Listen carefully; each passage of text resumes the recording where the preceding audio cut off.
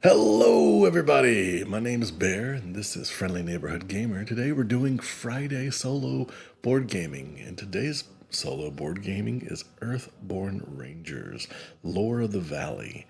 This is the base campaign. So far, this is day 2 in our game, so I'm going to mark it on our sheet here. The weather is controlled by what day it is. So for the first 3 days, you have perfect day, which lets me know that day 4, 5, and 6, and 7 are going to be downpour. Great. Good to know. Nothing I can do about it. My character's name is Xavier Lothright. And just a little recap. Last session, I delivered some biscuits, had a hard time putting them in an old man's mouth.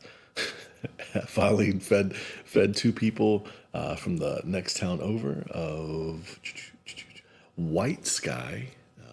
I moved from the forest into the lake region, and I was asked to deal with this elder lynx. It's an apex predator of the area, and I was collecting prey, the bodies of the prey, to lure this creature out.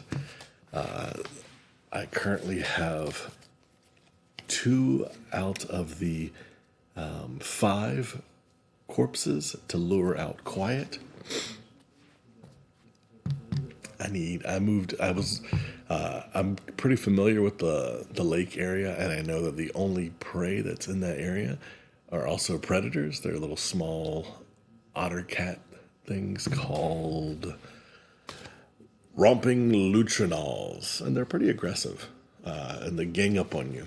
So I made the wise decision to head back to Lone Tree Station, the Giga Redwood, and also home of the Rangers. It seems, well, the home base, I believe.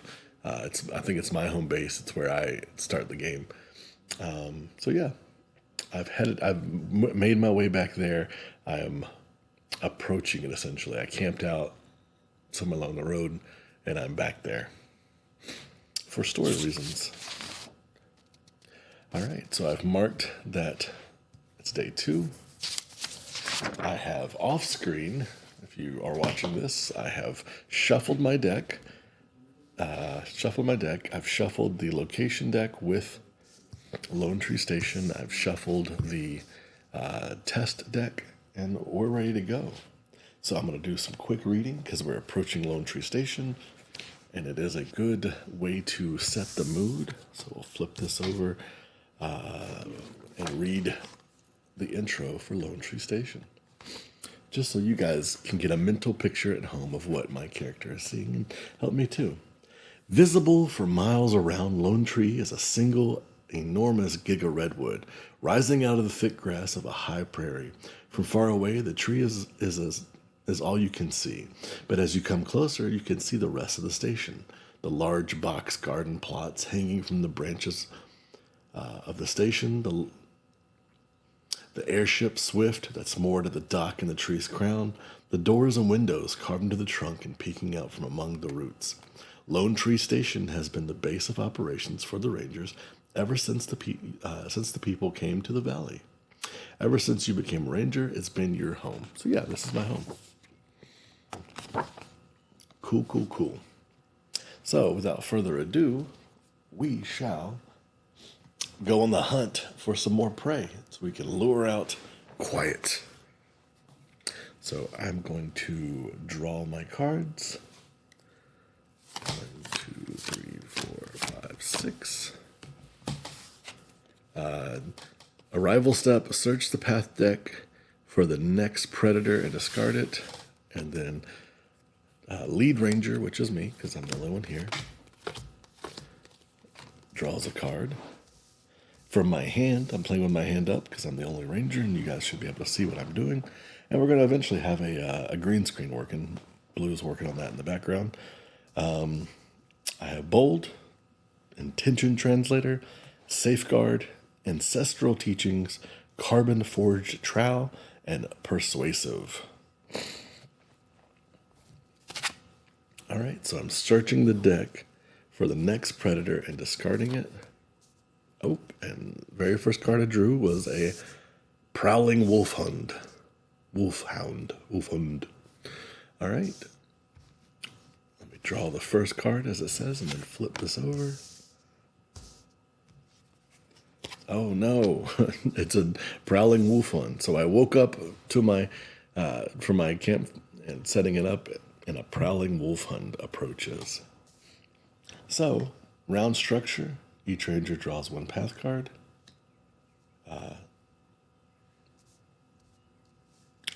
So I guess I draw another one. Topside mast. So this is in my immediate vicinity. This is in front of me.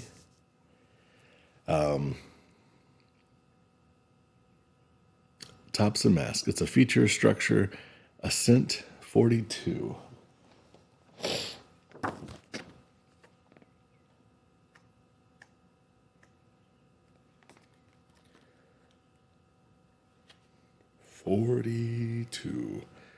Enters play. It has high atop Lone Tree Station.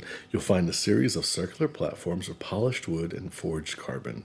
During your training on clear windless days, these platforms serve as a refuge. You'd often spend your free time in the afternoons bathing there in the sun, sitting in quiet contemplation and looking out over the mirrored surface of White Sky Lake. You'd also look wistfully at the airship known as the Swift. Oh yeah, we've been here before.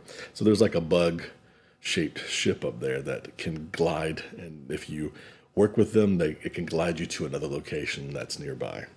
I don't think I'll be messing with that today, but it is a location that's out there if I want to interact with it.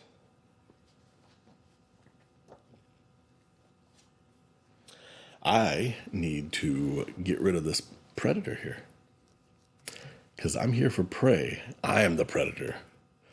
All right. So we have drawn the path card, ranger turn. So here's my cards. It's easier to drive this off with the weapon than it is to try to communicate with it, for me anyways, because it has a 4 fight versus a 6 the blue aspect of it.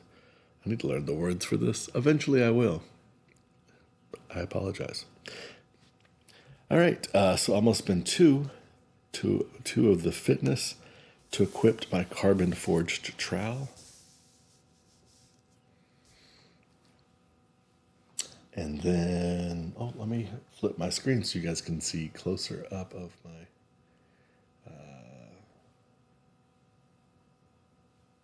there we go. Let's not have that happen again.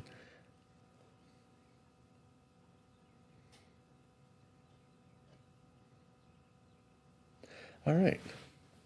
So we've got topside mast. We've got the prowling wolfhound. I've now just equipped carbon forged trowel. It's pretty good. It has the compass symbol, but I'm not using it for that.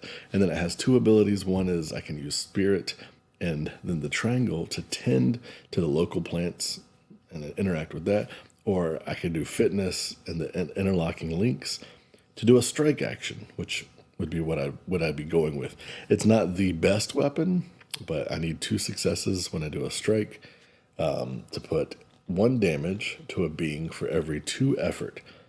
So unlike my other weapon that I have in the deck, which is a pulse gun, some type of pulsing gun, this one has no limit to how many successes I can do with this. But unfortunately, to put it out, I had to use my 2 fitness. So I'm looking at this. It says, I'm trying to see. I don't really want to deal with this thing. Oh, I am missing 1 key factor, and I think I shuffled it into my deck, I'm assuming, because it's not. I'm missing my character. Huh. Is it? Nope, it's not over there. Making sure I didn't shuffle it into anything else. No? Okay, well, I'm going to keep looking for it because it kind of is important. Don't see it in there.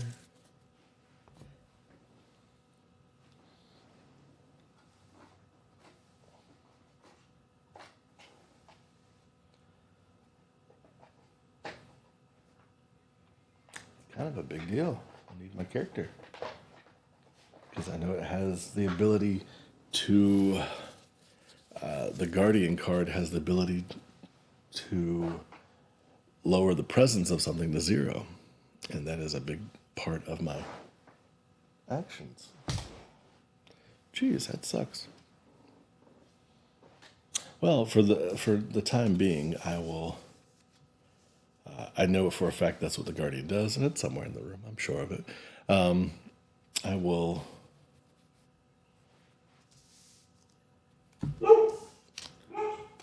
have somebody arrive. Probably my partner. Turnip, mistress of tubers.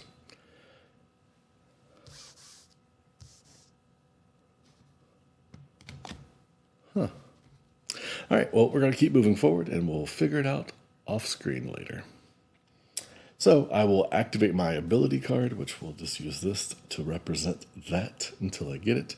And I'll make this guy's presence into a 0 for the turn. Therefore, normally when you would go deal with them, you would, if you deal with anything other than him, because he's directly in front of me, or it, because I don't know if it's a male or female, I haven't checked, then it would make me exhaust cards equal to its presence. But now its presence is 0. And I would like to search for some prey. So, awareness plus hearts. Search beneath the comforting shade of the Giga Redwood home to scout path cards equal to your effort, then draw 1 card. So let's try that. So we'll use 1. And hearts, I have safeguard, 2 hearts, so 3 total. I'll do my test. Oh no. -1 awareness, so I go from a 3 down to a 2. The symbol is the mountain. We don't have any mountain symbols on any of the cards that are out.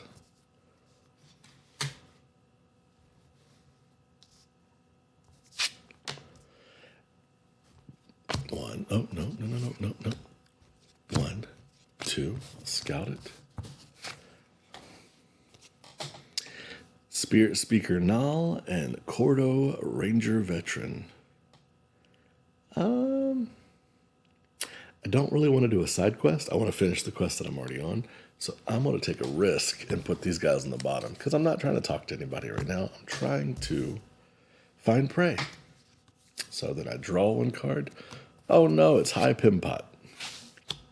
He goes into my immediate area, and his number is 47.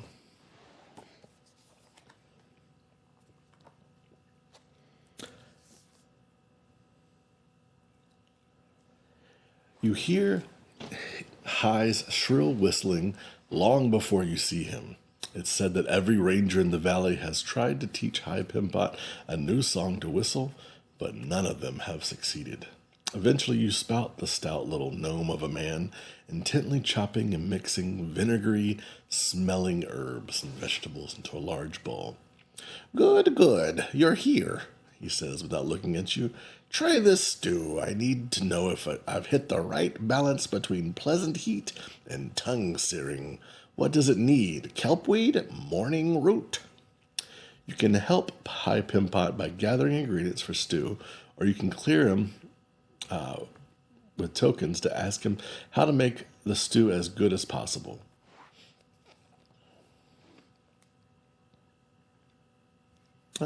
So it is a quest, and I can deal with them if I want to.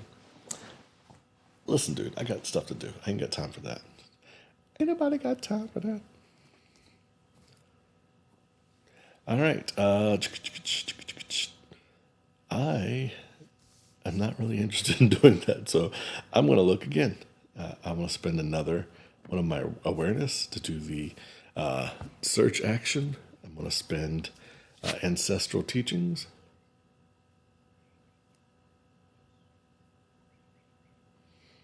So that's 2 awareness. I'll test again. I got a 0. There's the mountain symbol again. There's no mountain symbols on the board. That goes to the right appropriate place. I am remembering to put tokens on the day counter so that we can keep track of it. And I have a success of 2, so I will draw 2 cards. Man. I got Hanging Gardens, which are cool, but again, I'm not trying to explore this location. I'm hunting. So I'm going to put the Hanging Gardens on the bottom of the deck. The other card I drew is Stikka Buck. It's a being, prey being the keyword I'm looking for in mammal. So I'll put that on top, put the Hanging Gardens on the bottom, because I need, according to my quest, I need 5 or more presents worth. And currently, presents being the key there, currently I have 2. So I need 3 more presents, which is just saying how much presents, how big this thing is. I draw my card. Oh, look at that. A Stikka Buck.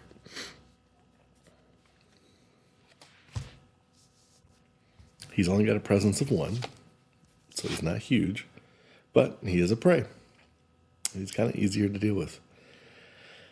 So yeah, he's got a full assortment. I'm going to clean my deck up a little bit and put those 2 guys next to each other because they're wild animals, and then the sentient human ranger at the end. All right. Now the question is, do I want to look for another one, or do I want to focus on what I have? I think I'm going to focus on what I have because, again, I'm still worried about this prowling wolf hunt, and the Stikka Buck is what I'm looking for. I'm hoping that I'm kind of clearing out all of the key people from the deck there and getting down to the woods. I promise I shuffled it, but with anything, random is random. All right, so I want to double check this and make sure when a prey is cleared, you can set it aside instead of discarding it. So it doesn't have to be killed. It can be, it can be cleared. The Stikka Buck has 3 hit points and 5, whatever the emotional hit points are. If I wanted to connect with the beast, I think because I currently have 2 pips worth of equipment, I think I want to attach the intention translator.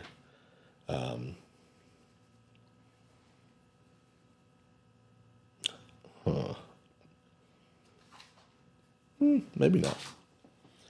Let's look through the actions that I have left. Play a card, perform a test, or rest.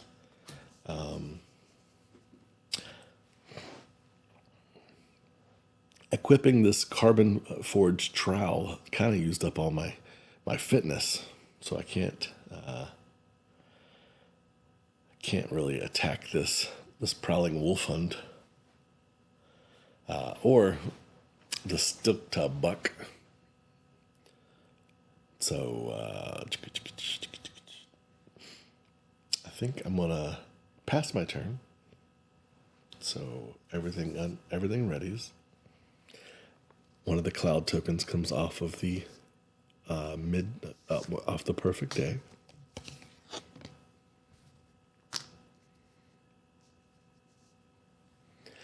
And he gets his presents back. We go to the end. I'm not traveling. Everything refreshes, so all of these come back to their appropriate spots on the board. I was wondering what was happening, but Chief Tech Guardian is messing with things behind the scenes, which I appreciate. Amazing. Cleaned up the area. So the start of the round, each ranger draws, and I draw a card. There's my Guardian card. I was like, I know I have it somewhere. I'll slide all these down. I thought the back would look different, so All right, I draw favorite gear. It's an attachment. You could hook it to other things. This might be a good thing to attach to the carbon forged trowel because every time I use it, I see with the fatigue. And this has no max use, like there's no tokens to be used on it.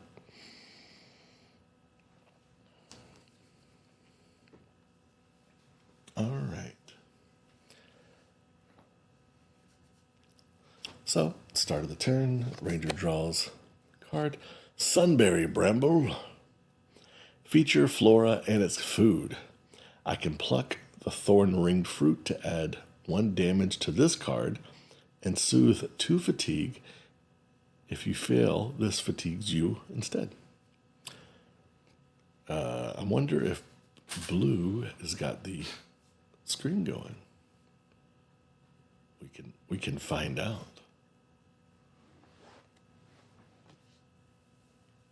Oh, he does.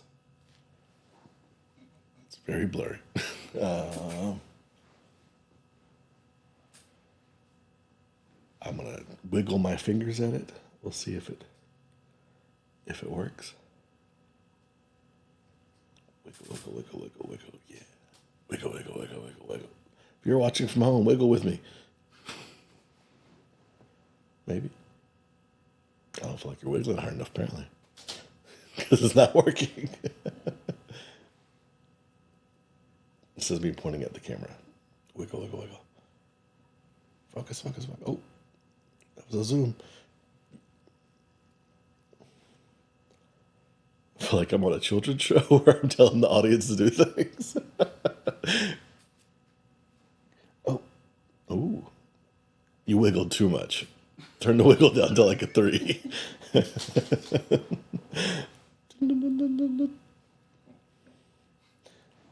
I've been told that we will try the wiggles later. But I can read it to you. It's just a sunberry patch. So again, I'm going to put the non-sentient things first. Some of you at home never... Oh, you're just going to practice with? Okay. So...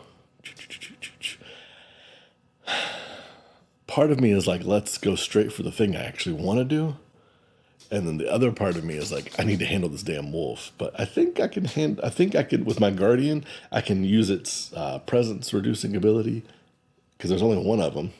We say that now, but watch, wolves run in packs. Sorry, Wolfund, they run in packs. So I might have to deal with multiples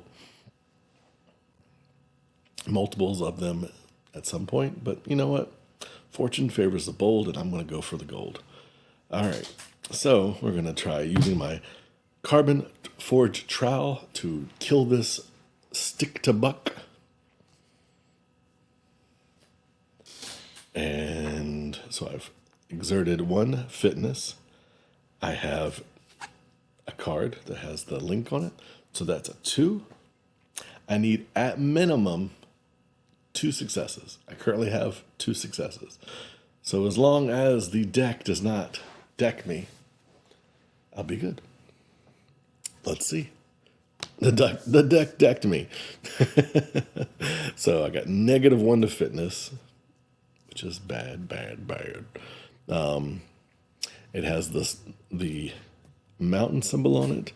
Perfect Day says if this test attached or added the progressions token, you can add additional one. That's not what I'm going for.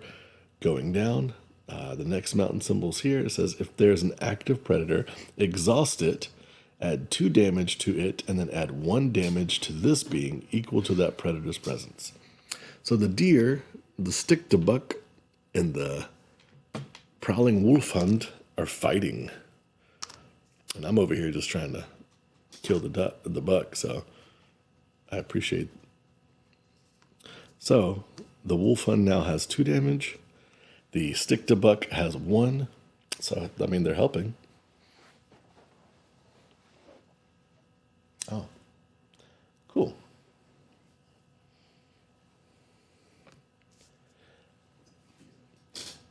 Is that just running all the time? Cool, perfect. All right, so I'll remove that. Kuto's to the tech department. They are amazing. Wherever you're at, you should buy some cookies or some baked goods or something and hand it to your tech department because they do amazing things and they keep whatever you do running. That's your little PSA. All right. So I can try again, but I don't have any more of the symbols for that. So I'm going to hook favorite gear onto my carbon forged trowel, and I'll show that in the chat to show you what that does.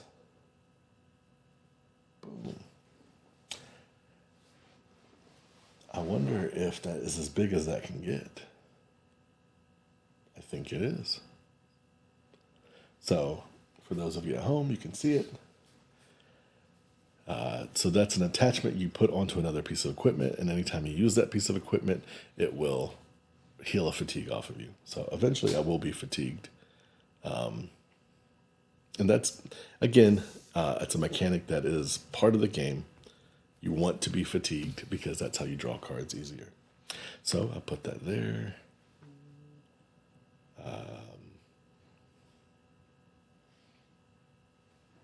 I'm going to move that off and put it, equip it to where it needs to go.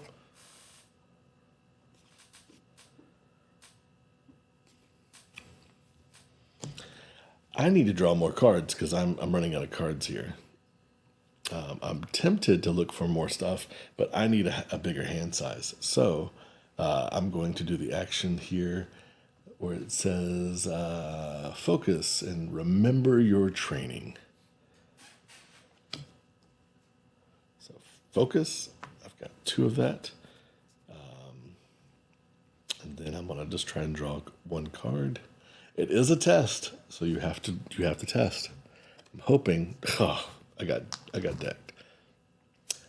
So I've spent 1 focus. The test card came up. It was -1 focus, so a focus of 0. So I get to draw. It says Scout Ranger cards equal to your effort, and then draw 1 card. So I still get to draw the card. I just don't get to look to see what the card is and put it on the top or bottom of my deck. Sunshine. There's no sunshine here. Sunshine here. Ready another Prowling Wolfund. There's no other Prowling Wolfund. It says, if there is another active stick-to-buck, exhaust this being and add 2 damage to both this and the other stick-to-buck. So they could kill each other. They're fighting each other. There's no sunshine here. There ain't no sunshine on those sunberry brambles. And then I draw a card. Nature's Abundance. I think that's exactly what it is. It's what I need. Nope, it's not what I need. I need the link symbol. But I can remember again, so I'll try to remember again because I want to get something to help me fight. And the fighting is the link symbol. So I'll use my last focus. I'll spend 1 there. Pull up the test. Man, I am just like failing. This game is like, it likes to make me look bad. The sun symbol here, there's not another prowling one. There's not another buck. So the sun symbol does nothing. But I did 2. I got -1. So I get to look at the look at the card. It is 2 triangles, and I, for the sake of fitness, need 2 links. So I'm going to put this on the bottom of my deck, not underneath the table. And then I'll draw whatever's next. One with Nature. Not a bad card. It's a moment or wisdom.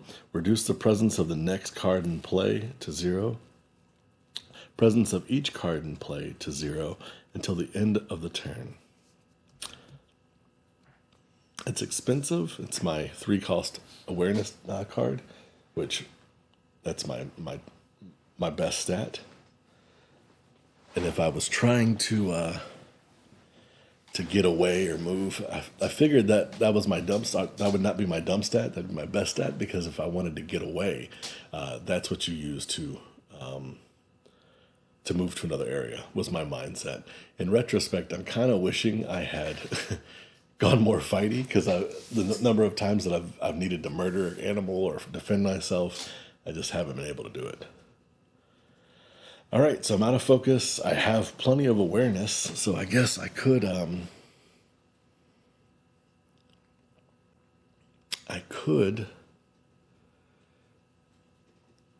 begin looking at the way to get to the next area. I need 3 on the card, on the location card to leave this area. I don't want to leave it yet, but I have all this extra energy and I don't want to just sit here and go through my deck over and over and over again. So I'm going to begin the process of that. And it uses hearts. So I'll spend 1 with nature on that test. So green, that. And maybe the animals will kill each other. And I won't have to do any of the work. I can just collect the dead bodies. Why make it harder? All right, so I have 2. Got +1 to awareness. I did not get decked. So I'm adding tokens to the... oh, I did that wrong. I'll take that back. Well, no, I did it. I was doing an awareness plus search. There is 1, 2 presence, so I have to take 2 exhaustion. And I get to search the deck, which again, I meant to traverse, but instead I did the action there. So I searched 2 cards, and I don't like either of those because I already have a sunberry bramble out, and then the overgrown thicket is an obstacle. So I'd have to clear that out and handle it. And I just want to kill deer and put them in my pile so I can get this creature summoned. So I'm going to put both those cards on the bottom, and then it says, then draw a card. Oh, there's a doe. So we now have a stick to buck and a stick to doe. Let's put that on our green screen.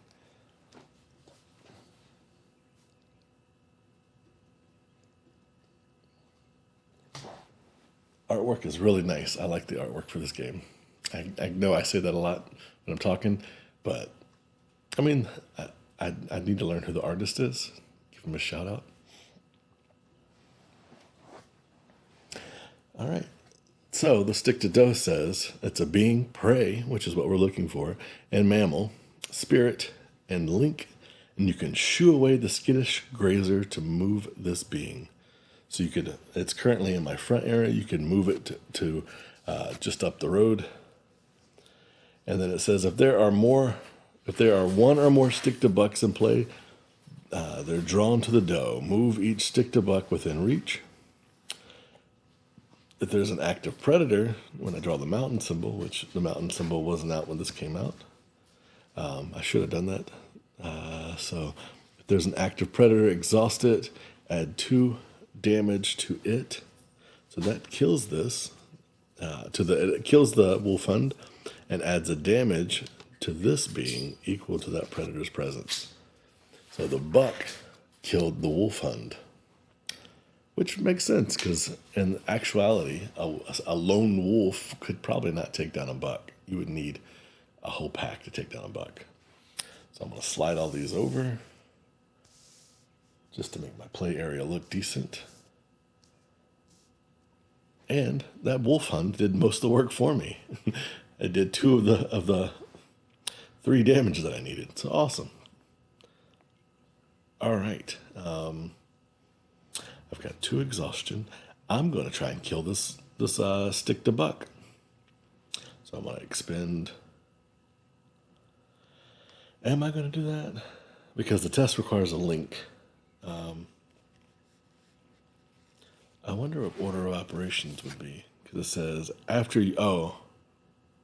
Ooh. I'm going to retcon that. I did not read this correctly. It says after you use a token from attached gear. So you have to equip this to something that is attached. So that has tokens on it. That does not have tokens. That is the criteria of it. And I'm being pretty friendly to myself because I'm the only one playing. So that was a mistake I made. Good to learn.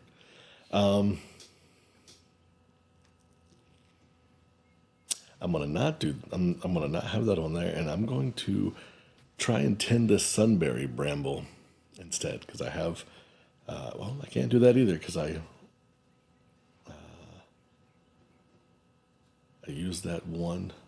I think I used that one to equip that. So we'll use that one to tend it. Spirit plus triangle, so I'll use that same card. The retcon goes towards that. And I will try and tend the sunberry bramble.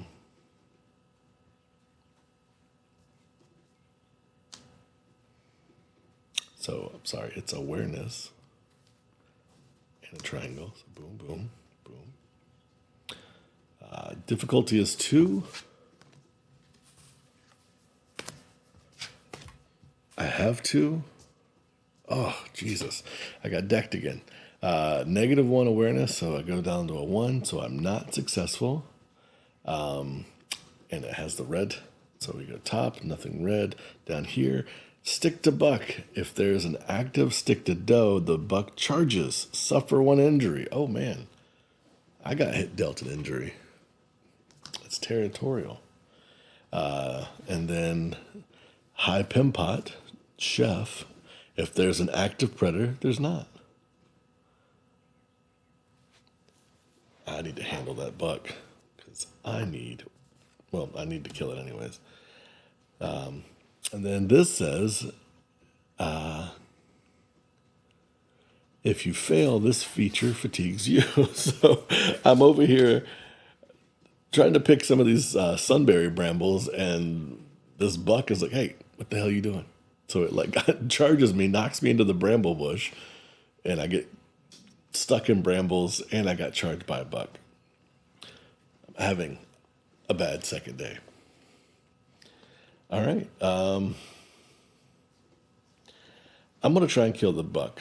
I have 1 to start the quest or the test. I don't have any more to benefit from it. I'm gonna believe in the heart of the cards and see if this works.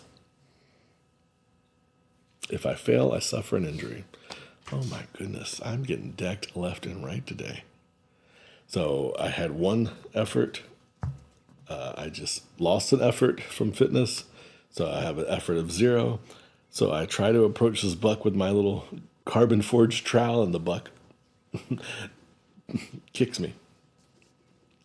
I take my 2nd wound.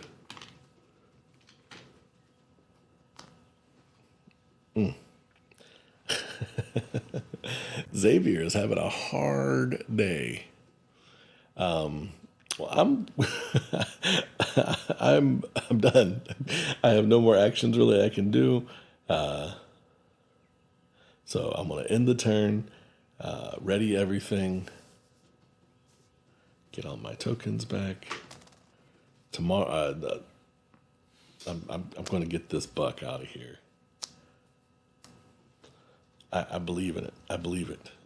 I draw a card. It's not what I wanted.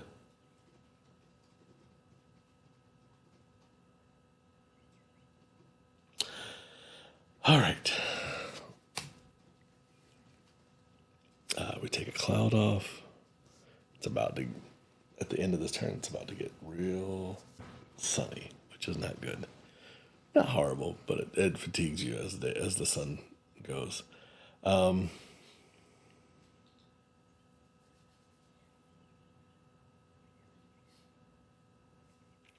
I could. I'm reading High Pimpot. I could harvest some stuff to put things, local plants for a stew that he was talking about, and he would give me some of that stew, which I'm hoping would either heal me or give me back some of that stuff. And I don't think but I really need to take care of this damn buck because he's going to keep ramming me if I don't. So I'm going to go overboard here and do 2 for the test to try and kill the buck. Oh, wait, before I do that, I have to draw a card. Oh, Jesus, it's another buck. Our 2nd buck has entered into the glen. So I'm gonna try and kill the wounded buck. So I'm gonna stick to my guns. We're doing 2 fitness. I need a 2 to deal at least 1 damage. He's only got 1 hit point left, so this should work. Hey, I didn't get decked. There is a mountain symbol on it. We're not doing that one because we're not adding positive tokens.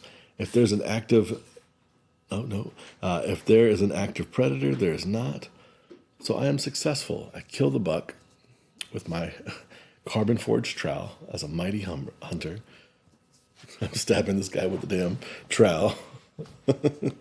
And I've got 3 out of the 5 presents worth of prey. Let's put that over there. Man, these token trays are just making my day over here. We'll slide this buck down.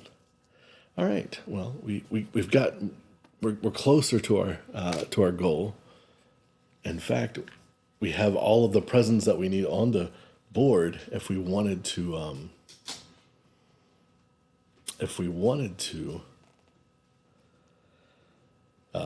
make this trap work. We just got to get those deer, the buck and the doe, dead or cleared. It doesn't have to be dead, but cleared.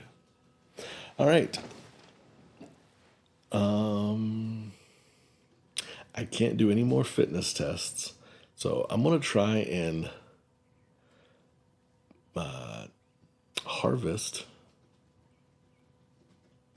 because the actual sunberry brambles, I know they will restore fatigue from you. But if I use my trowel, I don't get fatigued.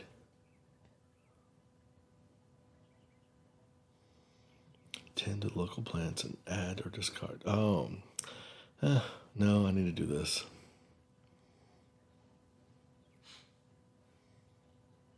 This is a safer way to do it because I don't have to do the brambles. So I will do that. I will do 2 awareness. I need 2 successes.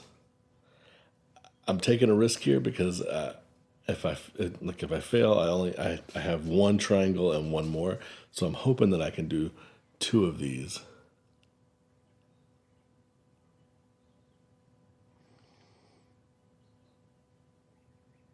Yep. Okay. So let's try it.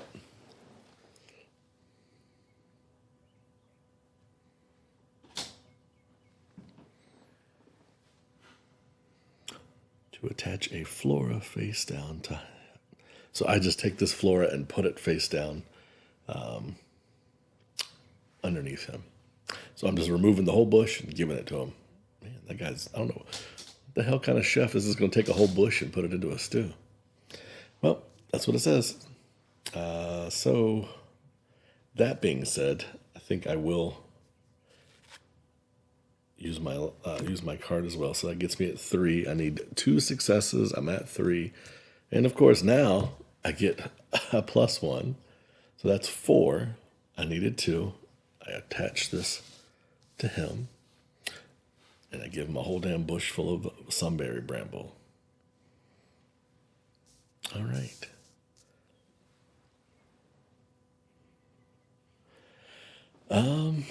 Let's see. I need more cards so I can try to kill the deer that are out there. I'm kind of wondering if I need to kill this damn doe because the doe makes the buck really aggressive. The doe only requires 2 hit points. So I will focus and try to remember my training. And it requires triangles. I don't have any triangles. Either way, I get to draw cards, so I'm not going to do both of them. I'm going to do 1, and we'll see what the test does. Oh man, this is the worst. -2 focus, so I'm at -1. So, do I take a card from the bottom? No, I think it just bottoms out at 0. And I shuffled this deck with that deck, so we'll do that in a minute. We have the red symbol. If there's an active doe, suffer 1 injury. Oh, well, this is the first time I've taken 3 injuries. I think that, let's see what happens. I believe I know what happens, but I want to be sure.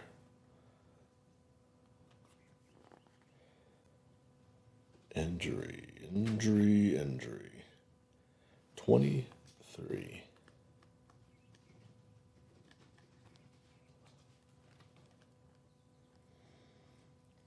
Injuries represent a significant danger to your to your ranger.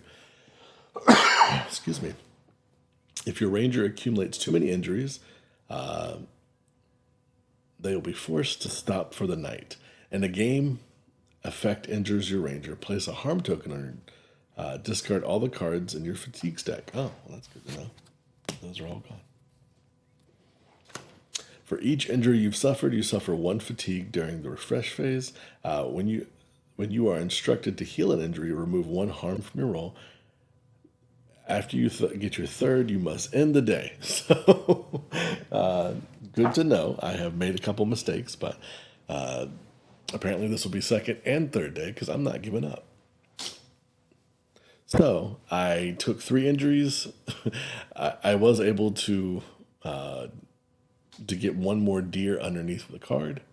I'm gonna get this quest done, but unfortunately, I took too many injuries and I am knocked out. Thankfully, I'm out of a house, my home area. So let's put all this back and we'll restart for day 3. How embarrassing. I got my ass kicked by a deer. I mean, anytime you've seen any of those videos where it's like hunters getting attacked by a deer, they get their ass kicked too. So I'm not too sad about that.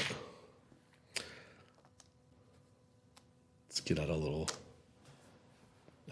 quest board. It is day 3 now, and there is a story thing going on. Let's see what it is. 94.1. Sounds like a radio station. 94.1, where rangers don't get their ass kicked by deer.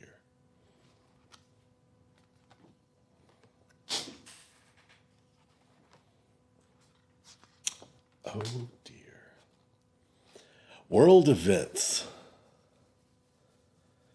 It says read 1. If you've completed biscuit delivery. I did complete biscuit delivery. You yawn as you wake up on the trail and then sniff the air curiously. Something smells delicious. You look around your campsite and see, sitting on a rock, a hearty grain loaf and stack of delicate sweetbreads. Still warm and steaming, someone hiked by while you were asleep and left them for you. On top of the loaf, you find a note that says, "Thanks for delivering biscuits to us. Enjoy breakfast." Each ranger gains 1 additional energy and an aspect of their choice for the first round. Awesome. That is nice. All right. The fact that it has, if you haven't done it, apparently there are people that have done worse than me, because if you've not delivered biscuits by day 3, something's going on. I had a really hard time feeding that old man biscuits. I guess it could be worse. So I'm going to choose for round 1 to have an extra fitness token, because that's what I seem to be struggling with. Fitting this loaf of bread in my mouth. All right. Xavier Lothrite is heading to back out in the woods. He's gonna, let's shuffle these real quick so that I'm not stacking the deck or anything.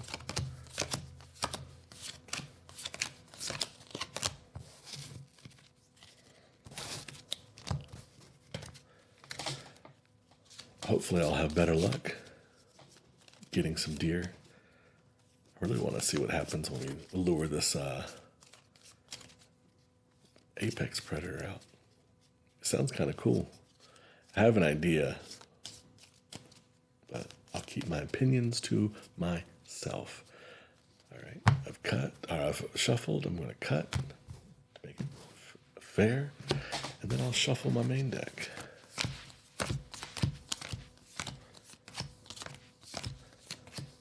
When I was a kid, we used to play a lot of canasta at my grandparents' house. That was like our thing. And as they got older, they would always make the kids shuffle. But if the kids weren't around, I guess as they were getting older, they weren't able to shuffle as well. So they went out and got a shuffling machine. And I always thought that was weird. But now, as I'm getting older, I really enjoy shuffling cards. It's a soothing thing. But it would save time and energy to be able to put that in there. It shuffles it real quick, and then you're ready to go.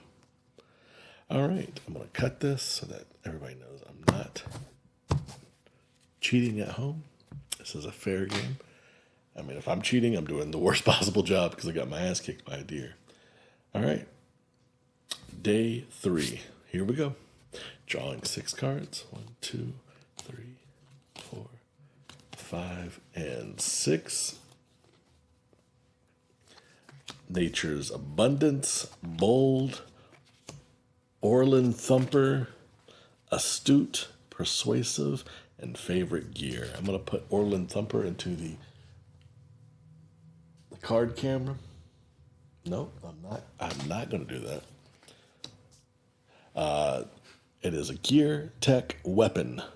Fitness plus the link. You can use a pulse from it. So it uses these tokens. I'm going to put 3 on there so that I know that I have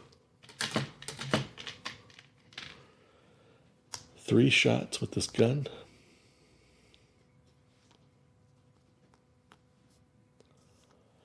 And it says, strike 2 with the pulse of kinetic energy to add 1 damage to a being and exhausted. If you fail, discard 1 token from that being, the apex token. If you cannot, it fatigues you instead. Ooh. So, yeah.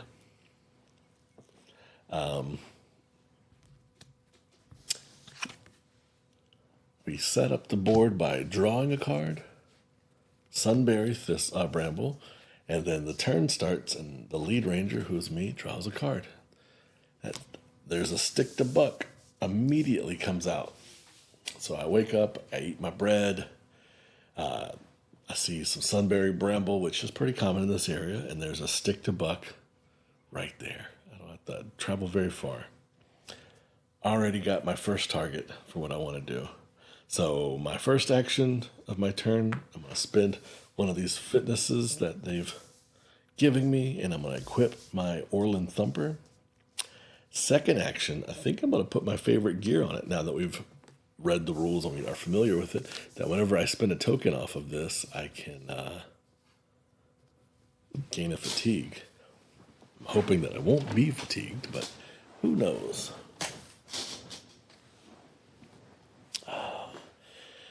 All right, we're going to try to kill this stick to buck.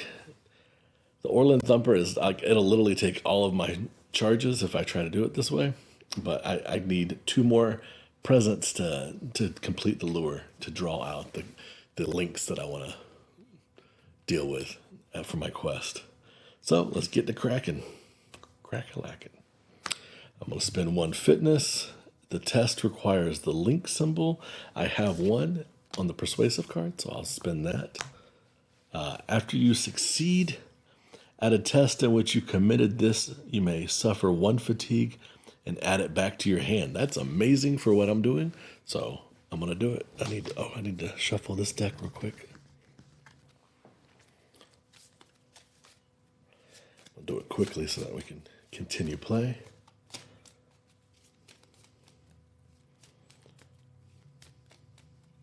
That is a great card because it stays in my hand.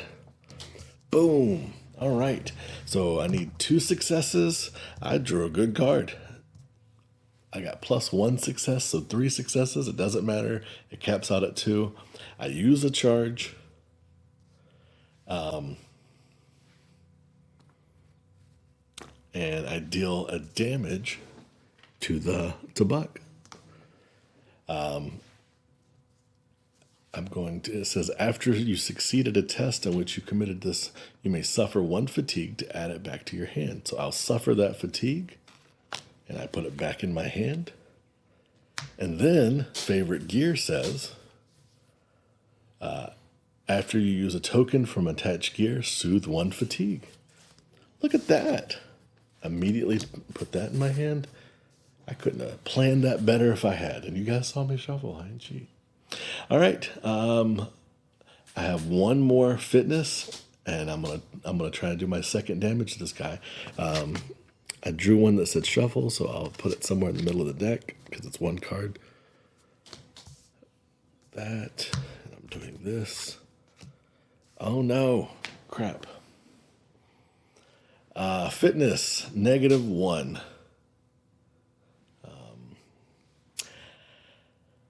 Sun symbol, mountain symbol, that doesn't happen. If there's an active prey, exhaust it. Add token to it, and add damage to this feature. So the buck is chewing on the bramble there, and it's exhausted, which is nice. And then the mountain symbol on the buck says if there's an active predator, there's not, so we're good. And then let's see, it says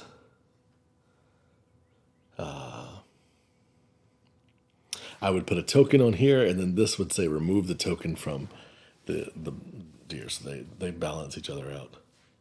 All right, so this gets discarded, unfortunately. Man, I was excited to have a wombo combo going, and then my combo got womboed. Boom, boom, boom, boom. All right, let's see. That was my second use of that item, which is bad because now I don't have I don't have enough to actually kill this. I'll have to figure out another way to kill it.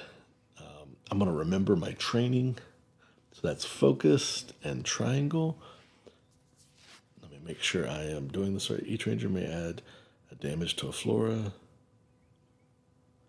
Huh.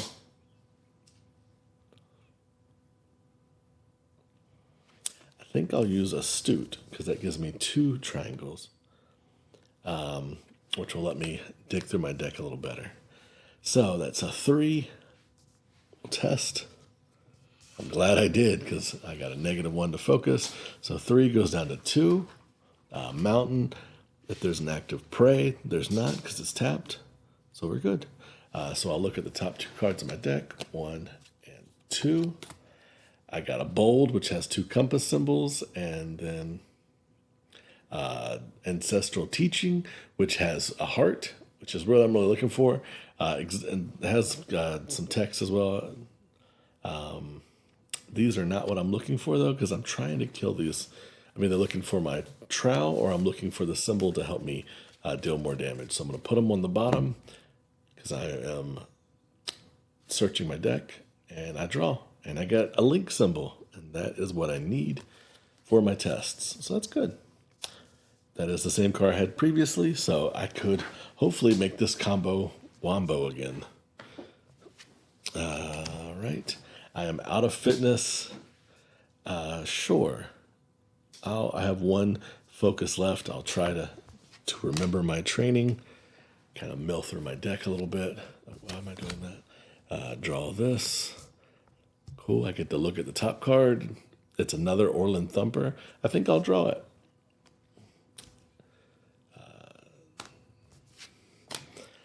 So it's going a little better. I need to fatigue so that when I use my last Orland Thumper, I at least get to heal the fatigue back. So I'm going to search the deck over there with awareness. And that's a 2, and it lets me kind of do the same thing as I can kind of go through my deck. Oh, wow. Fitness, awareness plus 2, so that's 3 total. Things are looking up. I'm going to jinx myself. 1, 2, 3. So I'm glad I did that. There's two prowling wolf hund, and an overgrown thicket, and those are not what I'm looking for. So all three of those are going straight to the bottom of the deck, and then I draw top card. A stick to dough. That's what I need right there. If I can, I know that I have the Orland Thumper prepared, so if I can kill the buck, I'll have just enough presence to finish my lure. So success is within reach if I can just do it. I know you guys watching believe in me, right? I hope. Maybe. Okay. We'll see. Silently judging. All right. I have one use left on this Orland Thumper. I have my backup Orland Thumper, which in my mind, I don't have a backup one. I'm just putting another battery pack or something into it. I have no more fitness trying to use it. I do not want to go through that deck anymore because I have exactly what I want, and I know that when I restart my day, when I reset everything, I'm going to have to draw a card. So I'm already running the risk of bringing out more bad things. So, which another buck may not be bad because they fight each other, but I don't want them charging me because there's a doe out. All right, so I'll end my turn.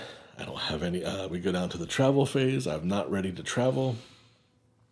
I did interact with that deck, so I do take 2 fatigue. Making sure I'm keeping myself honest. Refresh, so I put all my tokens back.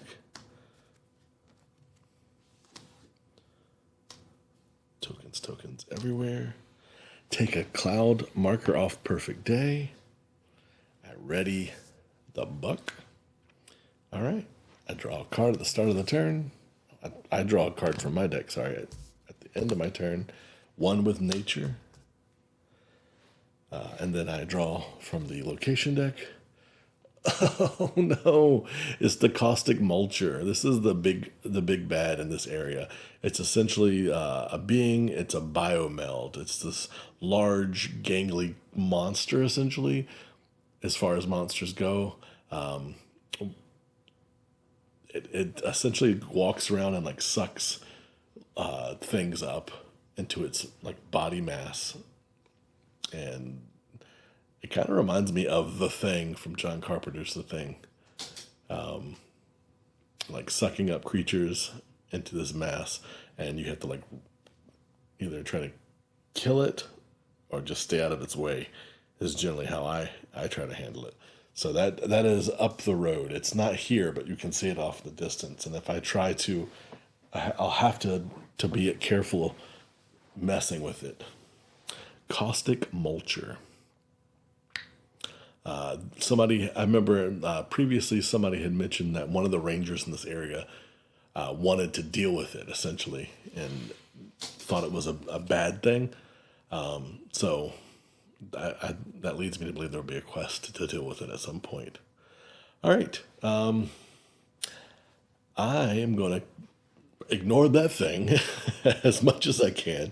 In fact, I'm going to exhaust my guardian card and make its presence a 0 so that if I am bypassing it, it doesn't deal any fatigue to me. All right, so I'm going to I lose that because I only had that from the bread from the morning. So I have back down to 2 fitness. I spend 1.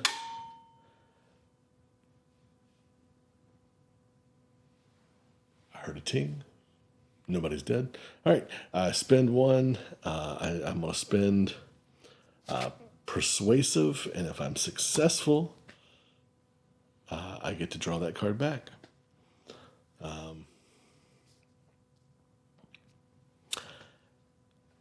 Draw the test card. Oh, God almighty. I'm not successful. I got decked. So I have 1 success. I needed 2. So I removed the last token from my Orland Thumper. I do get to draw a fatigue card, so that's something. That is something. And then my Orland Thumper is dead. I'm going to discard it. And I cannot remove any tokens, any of the Apex tokens from this, so it fatigues me. Damn. I do have to say, this game has a very steep curve, and playing it in solo mode, you're at a disadvantage. I feel like, anyways. I'm going to use my last fitness. I'll lose my persuasive to equip my other Orland Thumper. Unfortunately, my favorite gear fell off because it was on that one. Will recharge the battery. I'm just picturing me like getting mad at it. It's no longer my favorite piece of gear. Maybe in a while I'll make it my favorite piece of gear again when I forgive it for not working correctly. I'm out of fitness, so I can't fire another pulse at this guy. Oh, jeez. I guess I will try and do something else. Connect with the spirit. It's spirit and heart to connect with the life around you, and you can add tokens to a being equal to your effort. So I'm going to try to do that with the dough. I'm going to lure it into the lure, into the trap I have. So it is connect spirit. So I have one spirit. That's my dump stat. And I have one heart. So that's 2. Maybe this will work out. I also got charged by that stick to buck because there is a dough out earlier. So that's 2. Hey-oh. 3. So that's 3. I'm successful in that. Let's go with this. It's if this test added a pinnacle marker, then add an additional one. I am adding a pinnacle, so I get to add. Let's see. It says equal to your effort. So I had 1, 2, 3, and this makes 4. So I actually cleared the stick to dough. Man, that was really good. So now I'm up to 4 presents in the lure. I need 5. Aw. Aw. Sushi is not able to comment in chat, but he texted me and said he believes in me. I believe in you, Sushi. I think your belief got me there. I was able to clear that damn dough. All right. So I've got my weapon. I have taken out the dough. I need 1 more presence in this damn trap to catch the lynx. I don't have any more fitness, so I have to essentially either take my next turn to get more fitness, and I don't want to take any more fatigue, so I think that's the best option. So I'll end my turn. Travel. There's no tokens on the location, so I'm not ready to travel yet. Everything readies, so I get these 2 tokens back. I get that token back. This readies. Everything readies. I draw a card. I got Safeguard, which for a solo play is not great for the text in the bottom, but it has 2 hearts, which is what I needed at the time. I was low on hearts when I was building my deck, so it's a great source of that. It's got 2 hearts on it.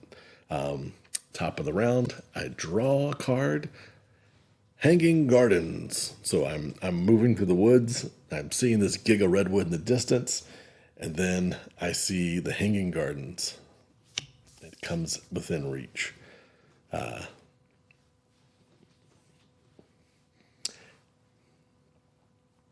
will read the flavor text for that because this is the first time I'm within reach of it. Flavor text for that is 43.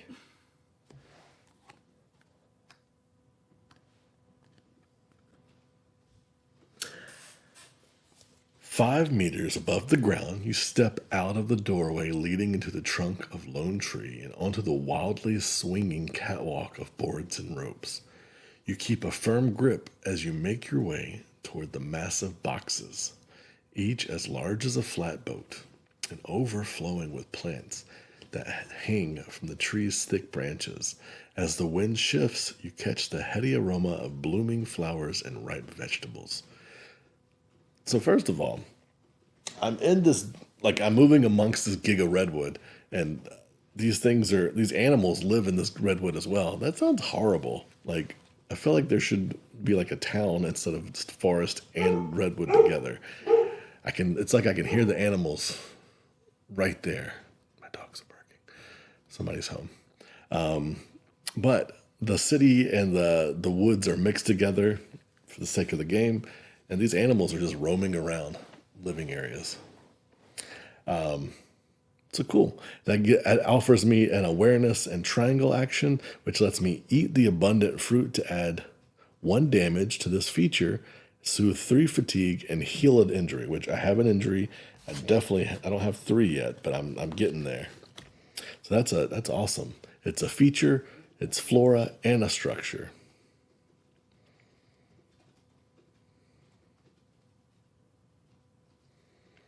Cool. And it is a method for me to clear human type cards when they come out. All right, well, we're going to get this damn buck. I believe in me. Sushi believes in me. We're going to do it. Except for I don't have any. I don't have any of the right symbol. I don't have any links. So before I do that, I'm going to Guardian activate to make the Caustic Mulcher into a 0 presence, because I don't want to deal with that motherfucker. And then I'm going to remember my training.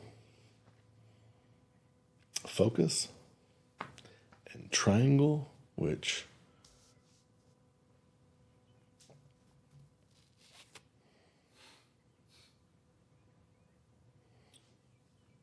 oh, wait a minute. Maybe I want to do that first.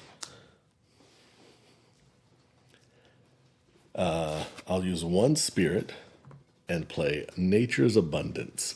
Each ranger may add 1 damage to a flora to soothe 1 fatigue and gain 1 energy of any type.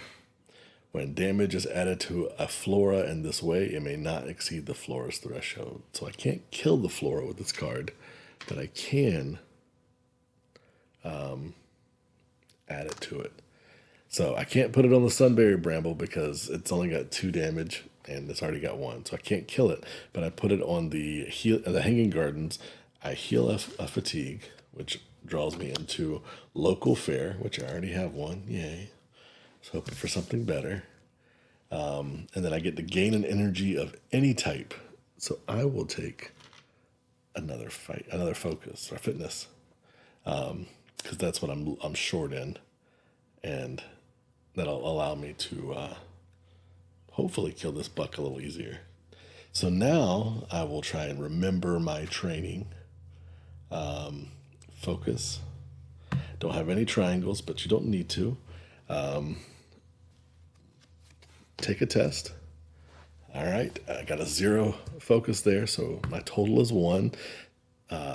We have the mountain symbol on the test card, so we go down. If there's an active prey, exhaust it and add the symbol to it and damage to this. So we put an advancement symbol and another damage, which essentially they eat the sunberry bush. They're eating it all up. If there is an active predator, that doesn't account. All right, there's no active predators. We're going to move these over. So I'm successful. I know I'm talking through this. I get to look at the top deck of my card. It's another safeguard. I don't want it, so I'm putting it on the bottom. And then I draw a card. Thorough. Hey, that's 2 of those link symbols. That's exactly what I need to fight. That was a good draw. All right. Here we go. We're going to try this.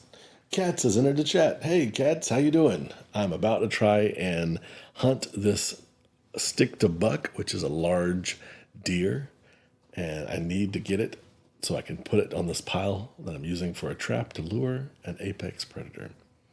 You've caught up on what I'm doing. I'm putting one fitness so I can activate my Orland Thumper. I'm going to be thorough. Gives me a total of 3, and we're going to test. I am so glad I tested that. I'm so glad I put that thorough in there. I got -1 fitness. I feel like I'm getting a lot of -1s on the thing that I want to do. This deck hates me, but I'm going to overcome all of my problems. So that's 2. I thump this guy. I remove a charge off my thumper. I add another damage to this. I got him at 2 damage. He's got 3 total hit points. So we're almost there. Mountain symbol, that doesn't count. If there's an active predator, there's not. There's an active human. Nope. All right. Boom. I wonder, I guess it would not be, I don't think I would be considered a human in that situation. All right. I have 2 fitness left. I need 1 more damage on this guy. I need 2 successes. I don't believe in the heart of the cards. So I'm going to spend both of these tokens to do a fitness test. So that's a 2. I'm going to spend a pulse. Come on. Come on. Oh my God. -1 to fitness.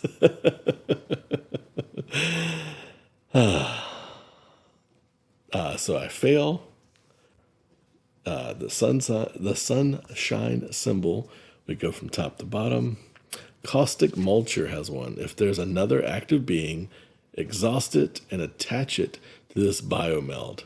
If not, move your symbol to it. So this thing comes over and just sucks up the buck I'm trying to. God almighty. If there's another active being, exhaust it and attach it to this biomeld. So the thing just sucks up the deer I was trying to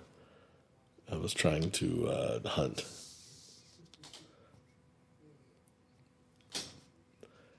If there is another active buck, nope. All right. So I'm like, hey, what the hell? I was hunting that. This thing has 6 hit points. And it says beings that are attached to this do not ready. While the rangers mark is on this biomeld, you cannot travel, and marks on this biomeld cannot be moved except with the following tests. So you have to literally rest yourself free from the mulcher's grasp, and it exhausts it. Then remove the symbol and unattach a being from it. So I literally had to like run and fight this thing and like attach myself to it and pull myself and somebody else off if I wanted to mess with it. I don't want to mess with this biomeld. It is scary. It's not good. While it doesn't, like if you get attached to it, it's bad. But as long as you keep your distance from it. But that was my deer. I was working on that. It'll eventually kill the deer, and when you clear it, I can pick up the dead body and throw it in my pile. So maybe it's good. Maybe it's Maybelline. I don't know.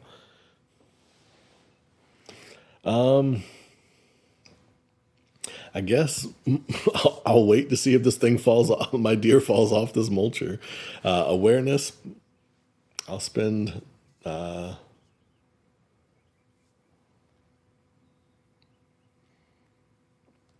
I'll spend 1 awareness, and it doesn't give me a difficulty, so I just gotta get. I guess I'll spend 2 to make sure that I get it, because you have to have at least 1 to succeed. Oh. I got +1 awareness, so 3. So I eat the abundant fruits to add a damage to this. Soothe 3 fatigue, which I only have 1 fatigue. Oh, there's my astute card. And I get rid of my damage, which is nice. Well, I'm kind of at a loss. I was like planning on killing this deer and moving on with my life. So I guess I'll start planning to leave, hoping that this mulcher spits out my dead deer.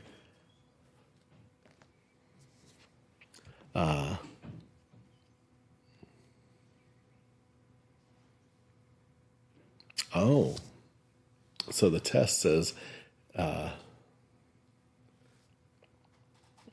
if there is the sunshine, that's what I got on that test. If there's another active being, exhaust it and attach it to the biomeld. If not, move your symbol. So now it sucked me up. I love being sucked up by a caustic mulcher. Dirty, dirty. So now I'm stuck to this damn caustic mulcher. I'm stuck to it. I gotta try and wrestle myself off of it. Unfortunately, I don't have any fitness. And I don't have any of the symbols to go along with the rest skill. I've only got to get 2 successes. And then I'll be able to pull my deer off as well. Damn. I wanted to stay away from you. That was the plan. That was the goal. All right. Let's end my turn because I'm out of fitness. I really need. In retrospect, I need more fitness. I was thinking that I would need to be able to leave an area quickly, but it seems like the day-to-day struggle is what's getting me. Lesson learned. Fitness is the key for my play style, apparently. I'm ending the day, so I'd take another cloud off. Perfect day. Travel, there's nothing on the thing. So there's nothing on the location card to travel me, and I wouldn't be able to travel anyway because I'm stuck by this caustic mulcher. Ready all my cards. I readied it. Boom, boom, boom. I would ready that deer, except for it says it doesn't ready while it's on there. And then I draw a ranger card. Familiar ground. So this lets me add a damage to a flora to add 3 to the trail, which is what I would need to get out of this location if I wanted. So that's a great card to have, and it's good to have it in my back pocket. I keep putting 3. I need to move that token. I only have 2 fitness. And at the top of the round, I draw from the location deck, and we're back at topside mast. So the location at the top of the tree, it kind of feels like this caustic mulcher, while it was up the road thematically, it was like hanging in this tree, and I'm hunting a deer, and the deer was moving towards the garden, and I'm following the deer into the garden, and this caustic mulcher comes down and grabs it, and I'm looking up at it like, okay, well, I need a piece of fruit, and then it does the same damn thing to me. And now it's kind of pulling me up to the top of the topside mast, which is the landing area for the flying craft that sometimes the rangers use. They use it to deliver goods, but if you're important, you can say, hey, I have a real big need, and you can get a flight on it. All right, so I got to wrest myself away from this thing. It needs links. I don't have any link symbols on any of my cards. I'm feeling like I have a deficit of those. So I'm going to use both my fitness because I really need to do this. Let's test. I'm kind of hoping I get a bad symbol. Of course, when I want a bad symbol, I don't get a bad symbol. In fact, I get the positive. I get +1 fitness. So let me read what it says. It says,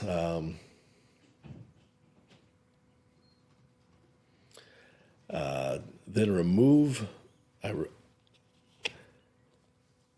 rest yourself free from the mulcher's grass to exhaust the biomeld, then remove my thing or unattach a being from it. If you unattach a being, place it in the same area as the biomeld. So I think I'm just going to unattach myself from it. I'm not going to try and save the deer. I'm hoping that the mulcher will kill it, and then I can just pick up the dead body. Fingers crossed. I'm going to read this. If the location has enough, I want to see if it would be worth it for me to get ready to leave. You may travel. Okay, yeah. So I'll keep that in mind. I'll make the caustic mulcher have a 0 presence, so that I can activate things that are beyond it and it's not bothering me. I will try and do that, apparently. Hearts. So I got a safeguard.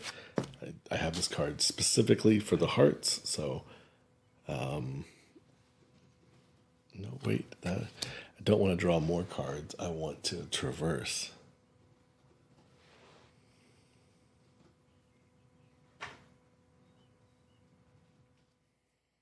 So I've got one. I've got two. I don't mind if I don't clear it. I'm just kind of doing things, hoping that I test that I get the card that I want. I got two, so I'm successful. The biomeld sucks me back up. I'm my character's looking around, is trying to find a way out of this area, and this biomeld just hunting me essentially and sucks me back in.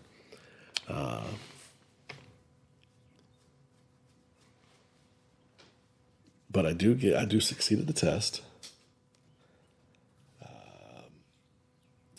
So I put two tokens on the location, so I can move away if I need to. I need one more to move away. Sorry. I have no more fitness, so I can't rest myself off of this biomeld. I do have to shuffle the test deck, so I'll do that quickly. Do it above board so everybody can see me. Because again, I do try to make sure that my game is like it. You definitely know that I'm not cheating because I'm doing too bad. Got like a teacher in school, and it's like, wait, you cheated and you did this bad? You should probably just not have cheated and just randomly guessed. Shuffle, shuffle, shuffle. Cut. All right, we're ready. Oh, I take off the last, which flips this over. Midday sun, weather hot. So it's gotten long in the day. The sun comes out. So anytime that a sun symbol is drawn, I get dealt a fatigue. Or I can focus and use triangle to locate shade and wait out the blaring sun. And that adds a cloud to this card and soothes the fatigue. So there's a mechanic to speed up that situation to make the sun go behind a cloud. But here we are. When it rains, it's actually not raining. It's actually the opposite. It's kind of bad. The sun's just hot. I draw. Everything readies. I refill all my energy. Apparently, I'm still dealing with this damn caustic mulcher, which, again, I want nothing to do with this card right now. I'm trying to avoid it. I draw a card. Ancestral teaching.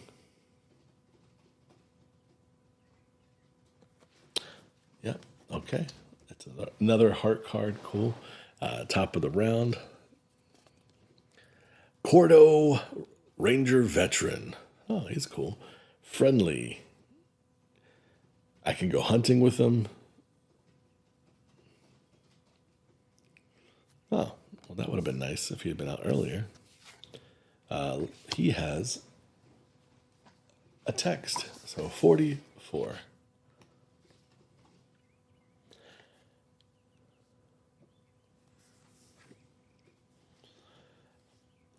Through the brush, you hear two people arguing at each other. One you immediately recognize as Cordo Haverson, but it takes a moment before you recognize the other as Spirit Speaker Nal. You don't think you've heard her raise her voice before. It says I push forward, but I'm stuck to a caustic mulcher, so I feel like this thing's just like slurping through the woods, through the top canopy of this Giga Redwood, and I just happen to get close to him. The two of them in the midst of a heated debate. Cordo's face is flushed, and Nal has her arms crossed and is glaring. Although you're not sure what's going on, you feel like you should step in. If Nal is not in play, search the path deck for her and put her into play in the same area as Cordo. Do not read her normal entry. Go to 45.4. Am I about to be in the middle of mom and dad's argument while being held by a fucking caustic mulcher? Cool. Mom and dad, don't argue.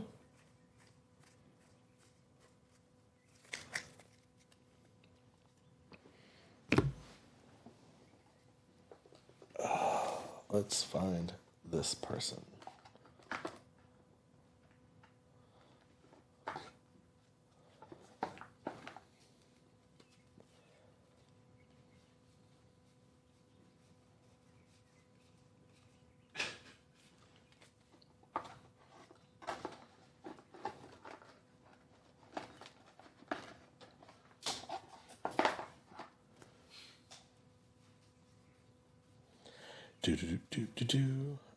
This person was not where they were supposed to be, so I'm gonna look. Which makes me wonder.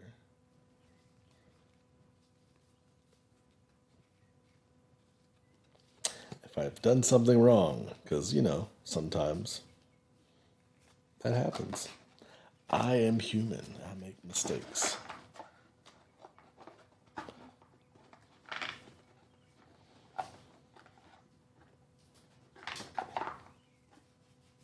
Those are all locations. Which is good. That's what they should be. I'll look through this one more time and then I'll double check myself at the place I'm at.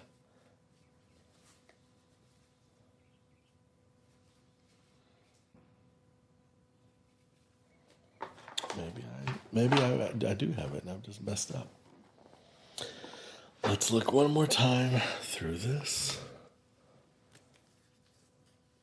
Yeah, I was looking for something else. Spirit speaker now. She pops into place next to him. I was looking for the word now. I did not look for the word spirit speaker. 45.4.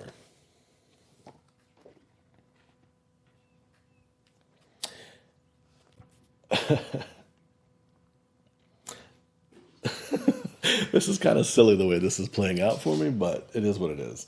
It says you get between Nal and Cordo and ask them what they're arguing about. Cordo huffs, then Nal rolls her eyes and turns to you. In actuality, I'm being slurped up by this giant caustic mulcher, and it's slithering or slurping through the canopy, and I just happen to be near them, so I'm just like, hey guys, what's going on? As I'm stuck to this fucking giant slurpy monster that's like pulling dead debris and stuff into itself and adding it to its mass. And there's a fucking buck that's like stuck to it as well. Oh. So I don't get between them. I'm just nearby hearing the argument. We've been debating this since Cordo and I first met, actually, she says. It's a question of our role here, both as rangers and as inhabitants of the valley. Don't make it too dramatic, Cordo grumbles. I just think that if we're going to be proper stewards here, it's up to us to clean up after our ancestors' mistakes. Biomelds aren't mistakes, Nal shoots back. They may have been created for a purpose thousands of years ago, but in the time since they've evolved and become part of the ecosystem, they reproduce, they coexist, just like any other being. Oh, you think that the caustic mulcher that has been lumbering around the wooded areas of the valley is coexisting with everything else? Cordo looks at you. Maybe you could settle this. Now thinks the big sticky-tongue acid-drooly eating machine is part of the environment. I, on the other hand, think that this has been eating its way through the rest of the ecosystem and it's time to stop it. What do you think? Seeing as I'm literally stuck to this motherfucker as you're asking me this question, I'm kind of starting to think that maybe Cordo has a point. He reaches into his pocket and pulls out a ball of cloth. Apparently he throws it at me and I catch it, opening it to find that it's actually a long and lethal-looking gauze blade. Gain the gauze blade reward card. I mean, okay, I'm stuck to this thing and you threw me a sword. I'll take it. Nal sighs. Well, it's important to be able to identify yourself to it just like any other being, she says. The caustic mulcher, like the other biomelds around here, is an important part of the ecosystem. I haven't observed a drastic decrease in animal populations. Have you, Cordo? If the mulcher was a mistake, nature would have corrected it by now. It doesn't eat everything, only what it must. I disagree. I'm literally stuck to this motherfucker. Cordo grunts. You've already told me your plan to prove it. Coating yourself in leaf paste and seeing if the mulcher will eat you or spit you out sounds like a terrible idea. If I'm right, Nal says, then the mulcher won't eat living plants or something that tastes like one.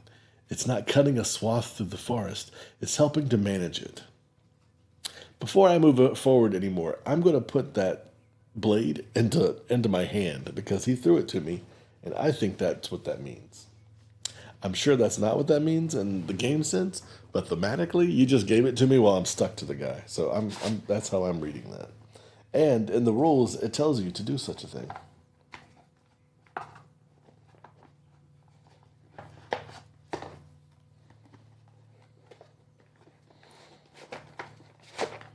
So give me a momento to find the card.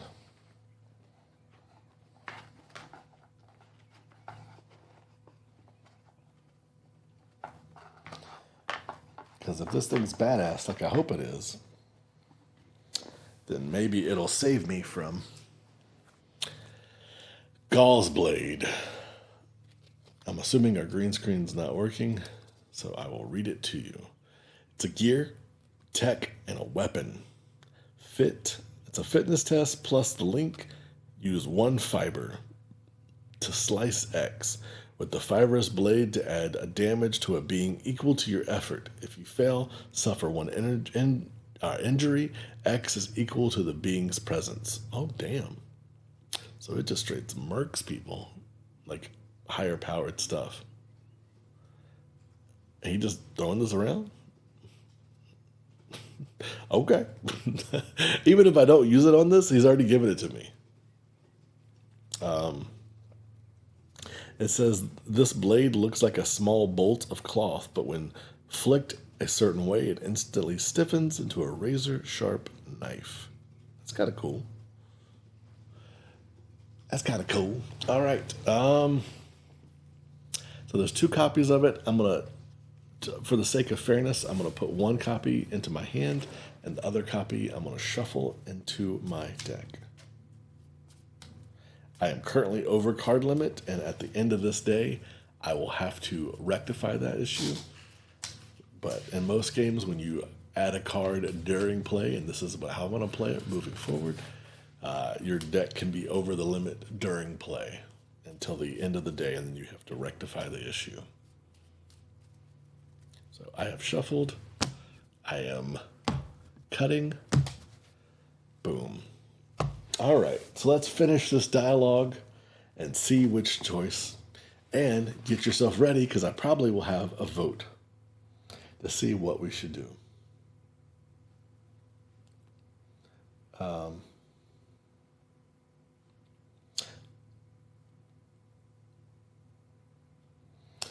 Let's see.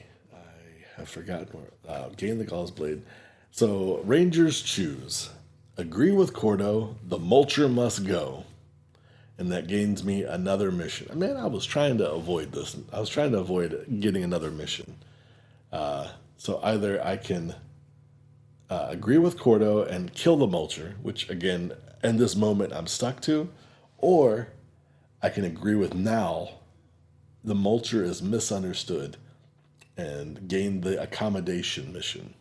So chat, I'm going to give you a minute to give me your opinion. Do you think I should choose violence and kill this mulcher that I'm literally stuck to at the moment? Or should I try and peacefully get rid of this thing?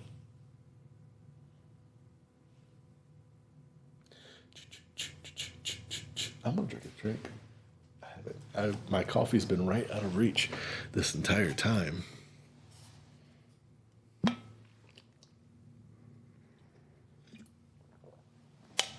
Cats in chat says, I should kill it. Cat's just choosing violence. I appreciate that. Cool Blue in chat says, peace. Man. That's a tie. Now, last time Cool Blue was in chat, he was telling me to choose violence because I had a guy that was talking shit. And Cool Blue was like, don't let nobody talk no shit. But this time, he's like, peaceful. All right. Well, I Currently, the chat has got a 50-50 with peace and kill. If we have anybody else that wants to chime in before I randomize this and see which way to go. Kill or peace? Kill or peace? Do I kill this caustic mulcher that I'm literally stuck to at the moment? Or do I peaceably try and figure out a solution?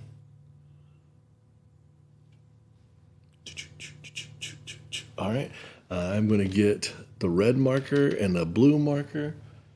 And I'm going to shake them up. Uh-oh. Flutterby is tuned in and chooses violence.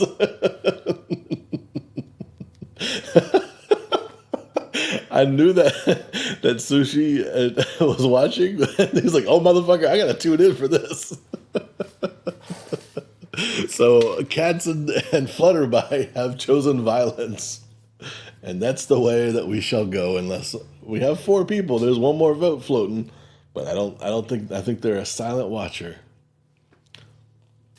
So, 3, 2, 1. We're choosing violence.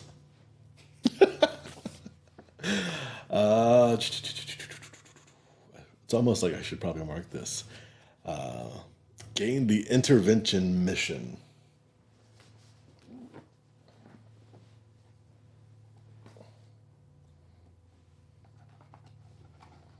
Again, I was trying very hard not to get more missions because I just wanted to finish the one I was on.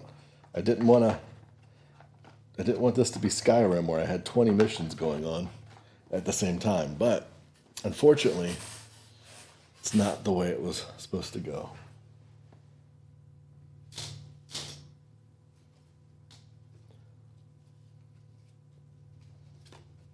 Intervention.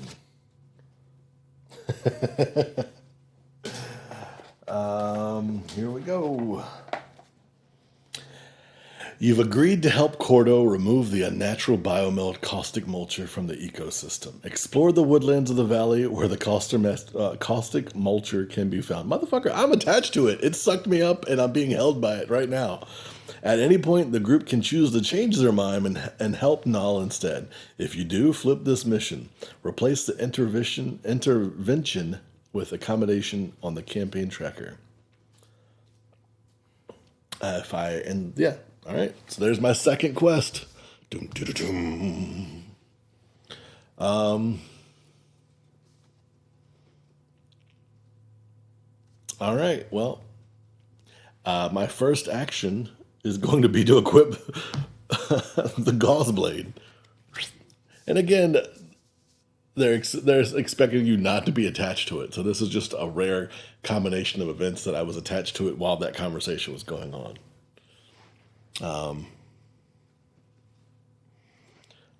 And while I could be like, hey, Cordo, help me fight this thing because he's out and it's out, I think I'm just going to use the Gauze Blade to do it myself. I need to put 4... and I'm going to put 4 of the damage tokens on it to represent the damage I'm going to do with it. All right. So top of the round, I flick it, spin my 1. And do I have any of the symbol that I need? I do not.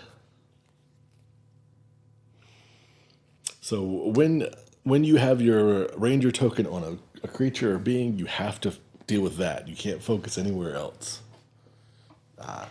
So I can focus on myself and I can focus on that. I need more of that symbol. I'm more links. So I'm going to focus and remember my training. And that is a focus token and triangle. So I'm going to use my astute.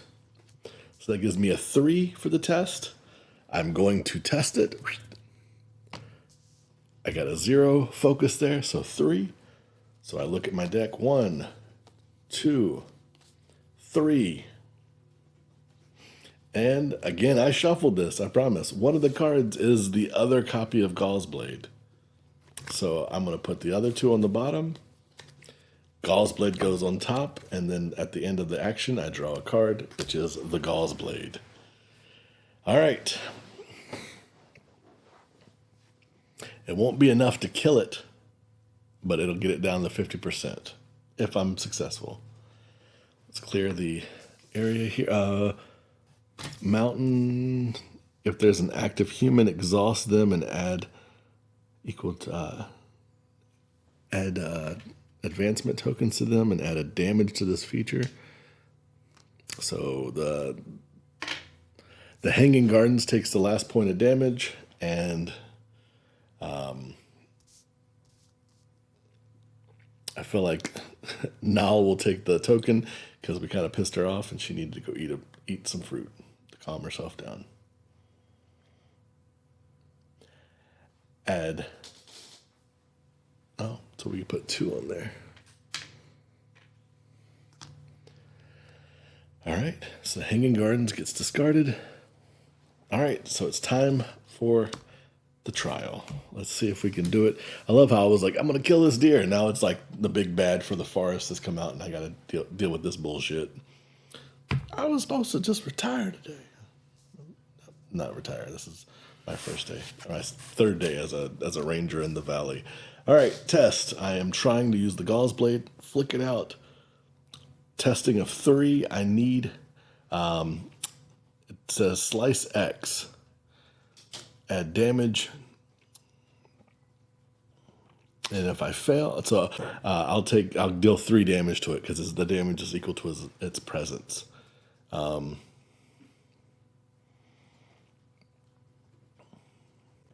Yeah. And if I fail, I suffer 1 injury. So I don't want to do that because the thing that gets rid of injuries, Spirit Speaker Null ate the last piece of fruit and was like, screw you, I'm eating it. All right. I am glad I put that card down because I got a negative on fitness. So my 3 goes down to a 2. It does not have a difficulty. It just, that is not true. I failed. The difficulty is the presence of the being. So I needed a 3. God almighty. God almighty. I don't believe that, but so I failed. I take an injury, so I put an injury on my person. Yep. I shot my shot and I failed. But I got more chances coming up. But we have to do the bad stuff. So we go down. It says add 1 damage to each being attached to this biomeld. Each ranger with their... Yep. So I take an injury and the deer takes an injury, which is the last injury it can take. So it kills the deer. So I'm flopping around this damn creature. I'm trying to stab it with this with this gauze blade, and the deer has like been screeching the entire time it's attached to it. It finally just stops moving. So we now have, and I notice where the body goes because I'm going to put it in my pile of dead bodies to use as a lure for later to try to get the other quest done. And then I take another damage. All right. Well, I don't have any more fitness left. And this is not going swimmingly. I might get knocked out again. But at least I have my first quest almost to completion. All right, let's see what we can do here. So I there's no need to do anything else. I guess I can try and focus on my training. Draw a card. Hopefully it won't be a bad one. It's not a bad one. It's a mountain symbol. There are no mountain symbols on any of the cards that are out, so nothing happens. So then we get to look at one card, and if I like it, I can put it on top. If I don't, I can put them on bottom. It's a safeguard. It's got 2 hearts. The rest of it doesn't really apply because we're playing single player. So I don't need hearts right now. I've already got a safeguard in my hand, so I will put it on the bottom and draw a card. I got my second familiar ground, which is good. It is something that can be useful, allowing me to avoid flora.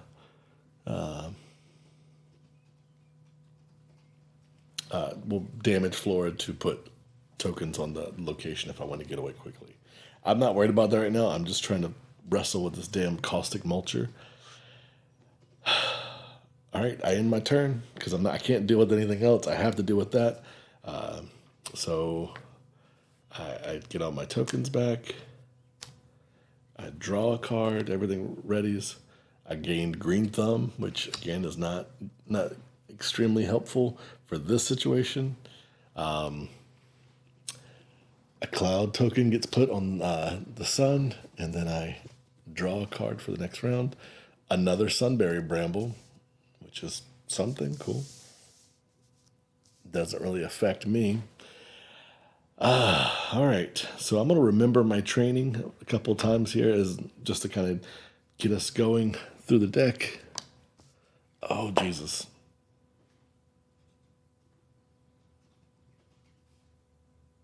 Well, I am injured beyond. I put my second injury in there. Again, I wasn't trying to fight this thing. That was not my intention today. Because it is a late game boss. I was hoping, hey, blue-eyed. No. We have a first-time chatter. Should have chose peace. So I'm putting my second lingering injury. Hello, blue-eyed demon 01. Thanks for chatting. So yeah, this caustic, it spit me out. I'm not dead, but it left me beat up. So we end day 3 with our head in shame. We've got 2 lingering injuries in our deck now. From injuries. I'm telling you, solo play of this is difficult. I don't know what to say, Blue, in chat. I can't help it if chat chooses violence.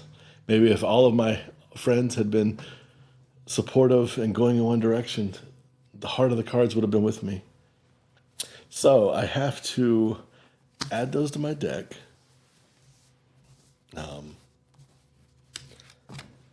I'm going to shuffle everything back together. And then before I shuffle, chat's blowing up. Says, do no harm, take no shit. But also, know when you got to walk away because pride can regenerate, but your leg can't. That's true. I got 2 lingering injuries right now. Fucking stumbling over here. Blue-eyed Demon says, I got this game 2 months ago and still haven't played it. Well, I'm enjoying it. This is my 3rd attempt to start. I played a solo game, and then my family decided they wanted to check it out, and I was like, cool, let's check it out. And we got into like the first day, and they were like, they hated it because it's supposed to be not a super combat heavy game. And my family was like, how do I punch this thing in the face? And I'm like, you really don't. Like you can, but it's not the first option you go to. It's not the 3rd attempt, Blue, to start. It's like this is part of the process. So I'm gonna go through my deck because I'm keeping the Gauze Blade in my deck. I have to get my deck down. I think I'm going to take out Green Thumb because it was my. I don't need any more hearts. Jeez, 2 wounds in the deck. All right, we're going to shuffle all this. But again, the good news is quest number 1, well, I guess technically my second quest, is ready to turn in. I just got to go do it. So give me a moment as I shuffle up some stuff here. I'm going to put this off to the side because I'm not going to take the time to put it in its proper place. I'll do that off screen. Caustic Mulcher didn't kill me, but it did leave me with a lingering wound. I'll shuffle these. I got to do some shuffling. What Blue Eyed Demon? What inspired you to want to buy the game?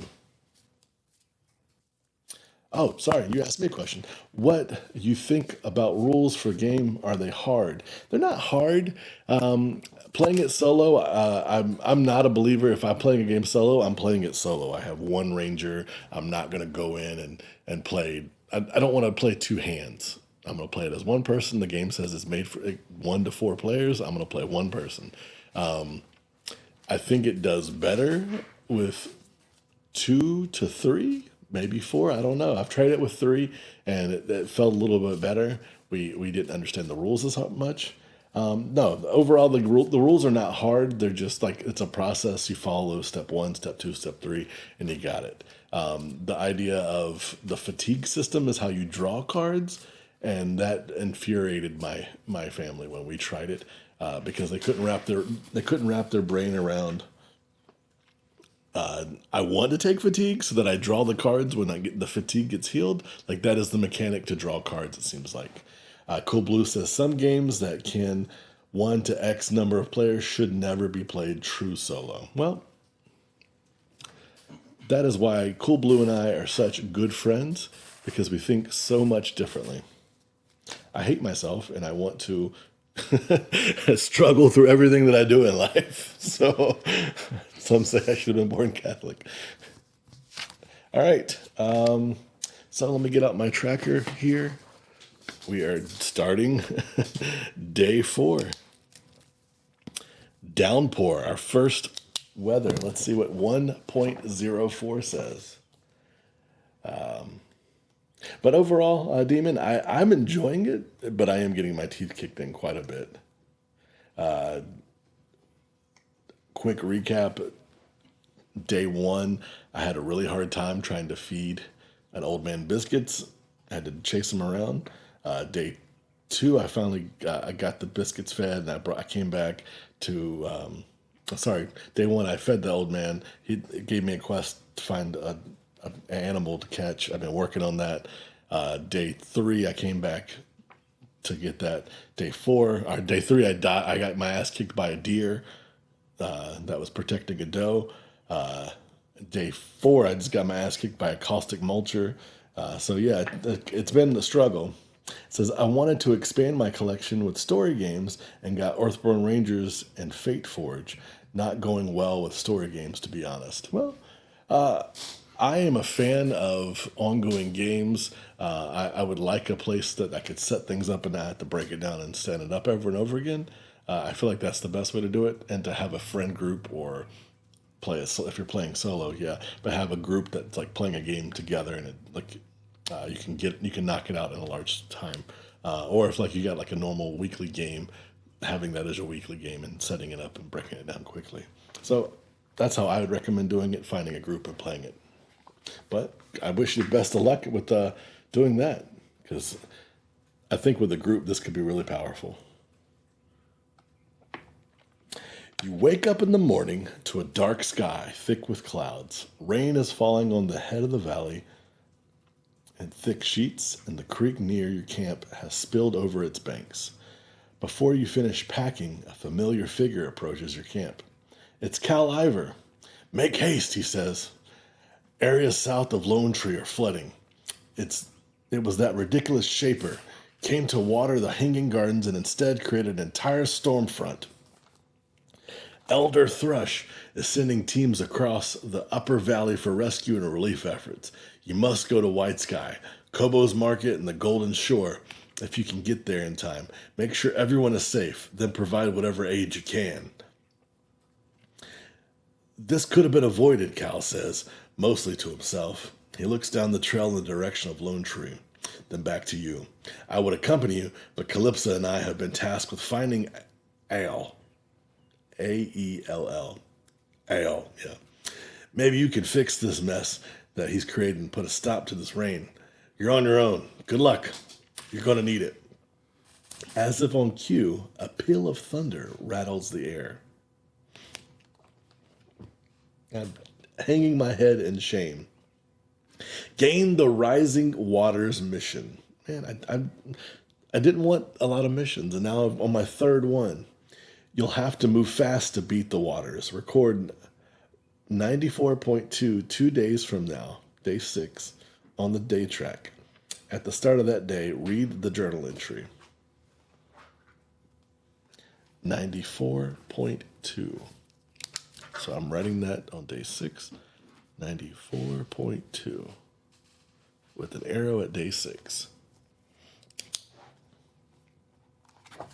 All right, well, this is our first time changing our weather card. Oh, chat has talked some more. Cool Blue says, wait, FNG, Friendly Neighborhood Gamer, Raleigh, NC. If you think this game could be great with a group, why not just play 2 or 3 Rangers instead of just one? As you just noticed, I said I like to play true solo if I'm playing true solo. And then Blue Eyed Demon says they're still listening. And then Cool Blue says to Blue Eyed Demon, Sleeping Gods Distant Sky has some good solo and drop in and out rules. So Cool Blue and I do a weekly show on Twitch every Thursday around 7. Sorry, I saw another thing pop up in chat. And we talk about different games. We interview other nerdy people in our area. It's a good show to watch for just random stuff. But then we also go into a lot of board game mechanics and discuss that kind of things. But I know Cool Blue has his own Twitch channel. He can link that in the chat. And he's a bit more sporadic with it, but he does a lot more content. And he goes into unboxings and stuff like that. I'd highly recommend checking out his channel as well. All right, we're looking in the weather category for downpour. Look at that. It's like they knew this was coming up. They made this. So, weather inclement. If the sun comes out, it says discard 1 rain from this card. Each ranger suffers 1 fatigue. If there's no rain remaining, flip this card. And then the other side is Gathering Storm. I'm going to not read anything about that, but it looks bad. So that is kind of like how the turn mechanics work in this game. It kind of, there's a good side and a bad side, and if you don't finish things fast enough, it kind of punishes you. And then if you can get through the punishment, go back in, then you can continue to do it. So missions, I got this on day 1. It was lure quiet, and I'm saying I'm almost done because I got the quest, I've got the body, so I need 1 more pip. The second one I got was intervention, and I got that on day 3. Intervention. And I got the quest, so that's the first part. And I'm probably not gonna stick around to find out more about that, so I'll need to come back and handle it. And then last but not least, I have the other quest, which I'm assuming will be the very next quest, our mission.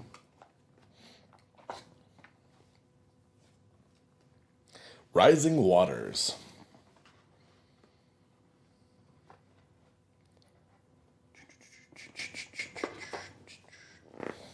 And that says, torrential rains are causing floods. We want to go to White Sky, Kobo's Market, and Golden Shore. And then it has, use this instead of the normal entries for these locations. When a card with a flood attached is cleared, add 1 token to this mission and shuffle the flood into the deck, the path deck. Have 3 markers on this mission to advance it. And then it has, the quest itself has, on the mountain symbol, add 1 token to the weather. So it'll extend, it looks like it'll extend the timer for the bad thing to happen, or it'll extend the timer for the bad thing to stay the bad side. So it just depends on which side it is. So we've got 3 quests. This one is Rising Waters.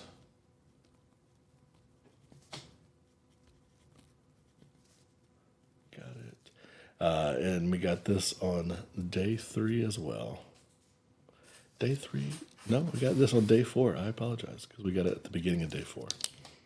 Even though we haven't really started the day yet. All right, well, these are all cleared as well. We're going to shuffle. I hear Cool Blue screech, because I'm going to actually shuffle these cards instead of doing it the other way. But I'm going to do it very gently so that I don't mess anything up.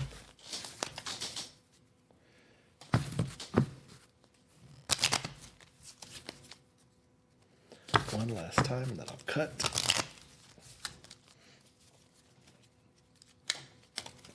There we go. Deck shuffled.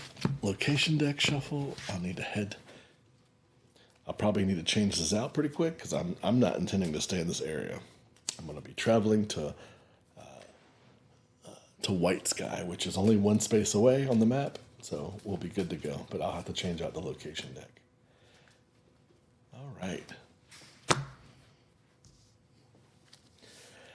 All right, so starting the day, I need to draw my cards. So 1, 2, 3, 4, 5, 6. I drew 2 Orland Thumpers, 2 Intention Translators, a Carbon Forged Trowel, and 1 with Nature. Welcome back. And then I draw a card, which is Spirit Speaker Now. So I draw that, and then at the beginning of the turn, I'll draw another one.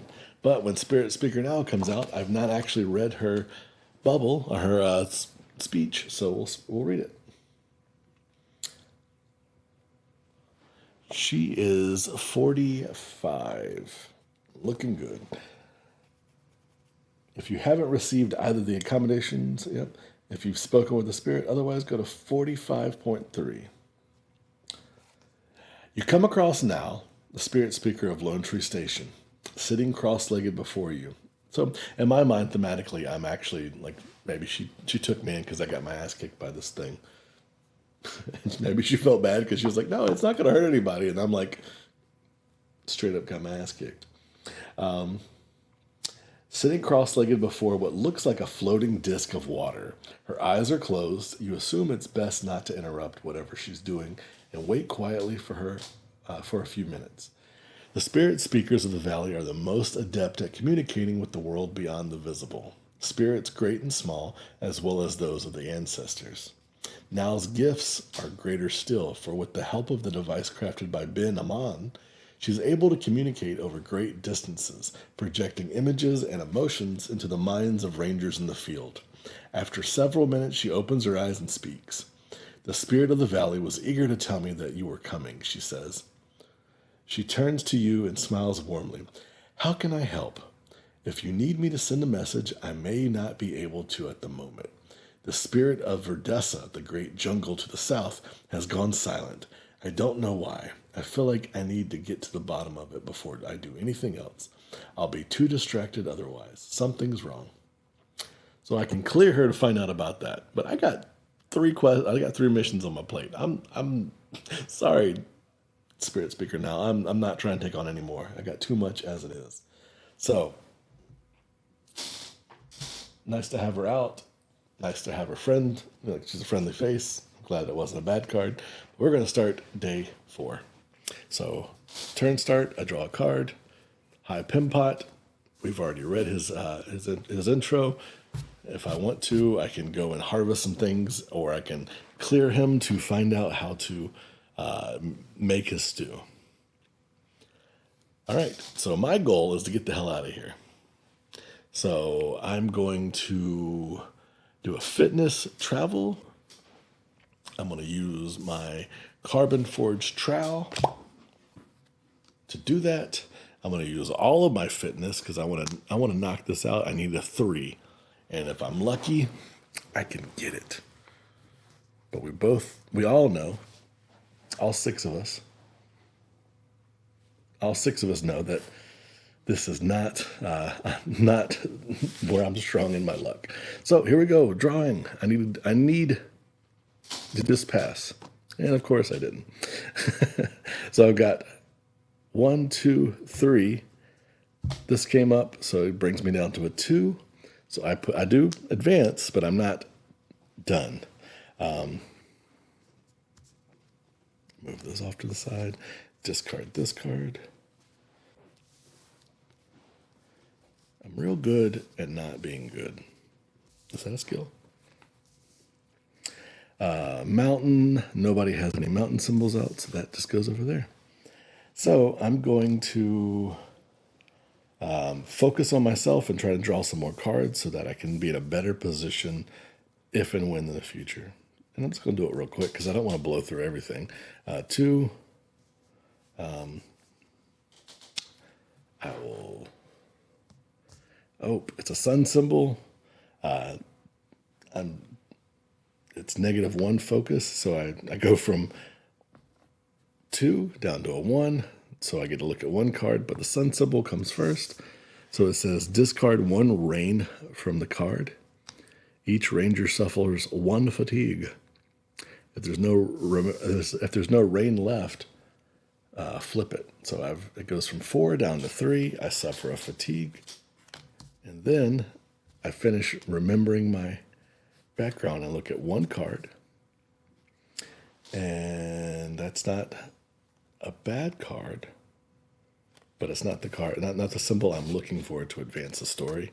So I'm going to put it on the bottom, draw the top card, and hey, familiar ground. That is a good card, but unfortunately I went all in on trying to clear the location. So that's almost that is a guaranteed. Well, I need a flora. If you ain't losing, you ain't trying. All right, well, I'm going to scout because 1 with nature and this. And you know what? I'm going to end my turn anyways. I'll go all in. So that's 4. Wow, another one. Take another fatigue, another rain comes off. But it doesn't change. I get to look at the top 4 cards and put them back in any order. So I'm literally doing this just to make sure that I don't run into anything I don't want to run into. I'm going to put Cordo. The order I'm going to put it back in is Sunberry, Cordo, and then I don't care about the rest because I have to immediately draw a card. So I draw Sunberry, which is great because that's a thing I need for familiar ground. And then I'll end my turn. I gain all my energy back. There we go. I was like, where'd they go? They're on my card. This has a shuffle symbol. So I'll shuffle.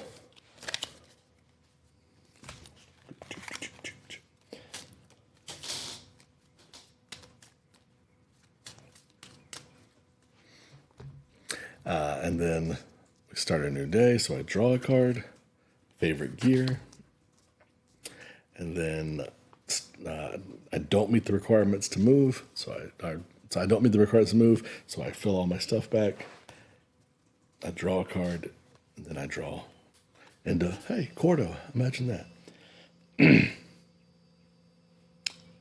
I will spend 1 fitness to play familiar ground. Cordo, I'm not going to talk to him. I wave and keep going because it's raining and there's a lot of stuff I need to do. So I do familiar ground. I put the damage on this. I put 3 on the trail. I end my turn. I ain't trying to mess around. So I'm clearing all of these out. So bear with me. I'm changing locations. Bear with me, and I'm changing locations. I got a little eye roll from Cool Blue as he's judging me. So when you change locations in this game, you have usually like a location being like the town or whatever, and then you have and some locations have decks. So if like a town, there'd be people and stuff, key characters in that area, and then you have a location as in like what type of animals and plants and stuff are there. So I'm splitting those 2 up so that they don't get mixed up. And I'm heading to White Sky. So give me uno momento, por favor. Cool Blue says, see if Bear had sleeves on those cards, he'd probably get better luck of the draw. You know, maybe you're right. Maybe somebody will lovingly give me sleeves.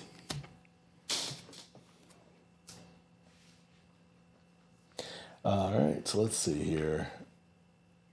I'm leaving the woods, so putting the woods back in their proper area. I'm going to the lakeshore, so pulling out the lakeshore deck.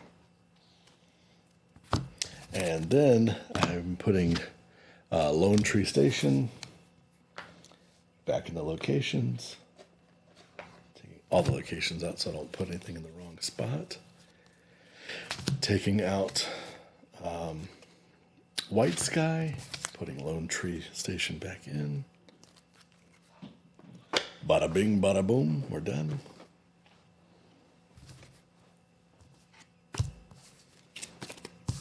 Gotta shuffle these two decks together.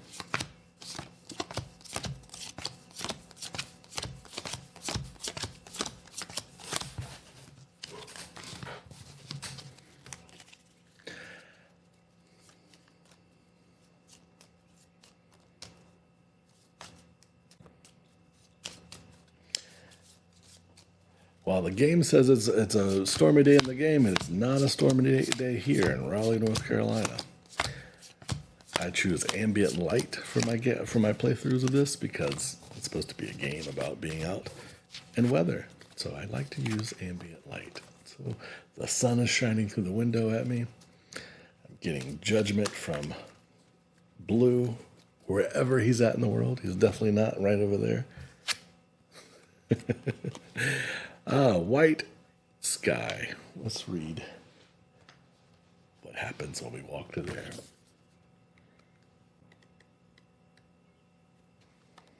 I'm reading number 3.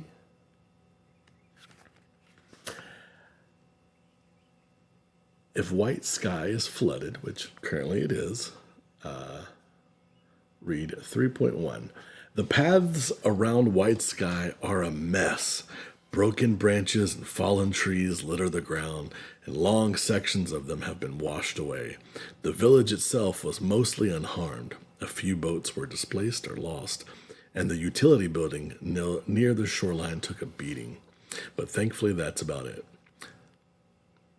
Wait, am I reading this right? Let me make sure I'm doing this right. Use 1.5 instead of the normal entries for these locations. I'm not. I'm reading bad stuff. Follow instructions. Reading is important, kids. 1.5. Read the entry corresponding with the location to which you are arriving. The wind has been rising steadily and now is blowing the rain in huge sheets across the lake.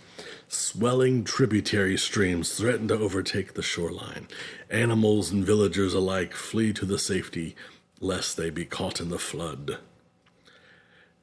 Divert the flood by clearing beings and creatures while they have a flood card attached. Set up the new location, refresh and draw path cards for the new round, then perform the following based on how many days have passed since the starting mission. Search the general set for 2 flood cards and shuffle them into the path deck. And then if 1 day has passed, search the general for 2 flood cards and shuffle 1 into the path deck, then attach the other flood card to the being or feature from the path deck that's in play with the highest presence. So I'm going to shuffle 2 flood cards from the general set. I was curious. Cool Blue talking crap in chat. Stay in school, kids. You can get free books to read there.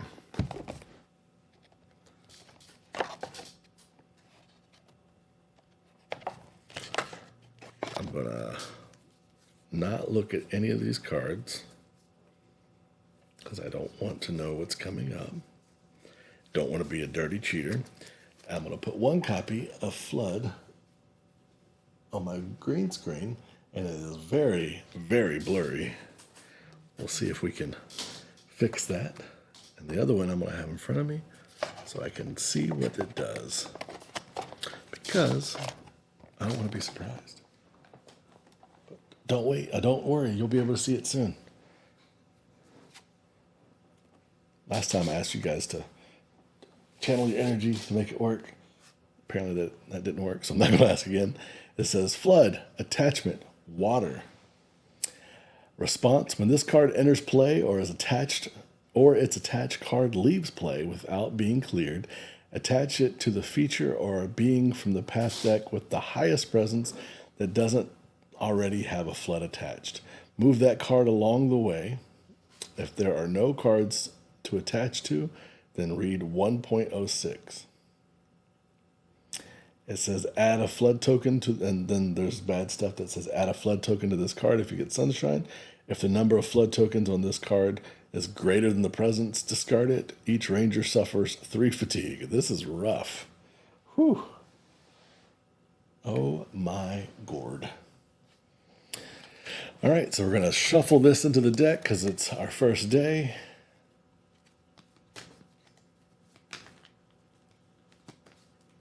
Making sure that they're not next to each other at least. I'm going to do a proper shuffle.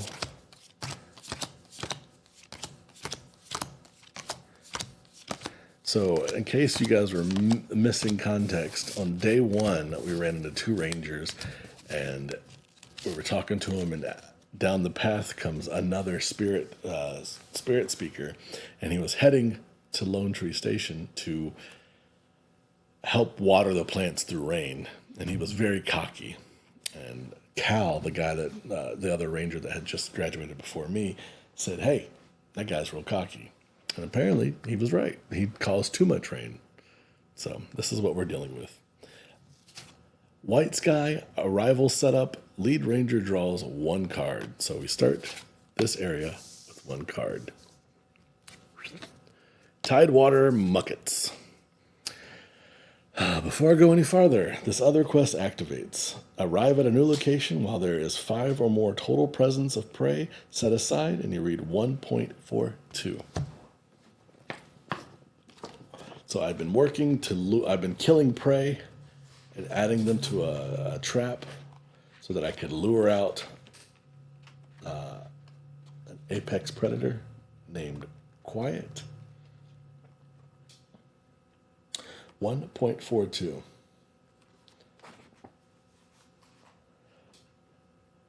It took some time to find enough bait and even longer to get close to one of her hunting grounds.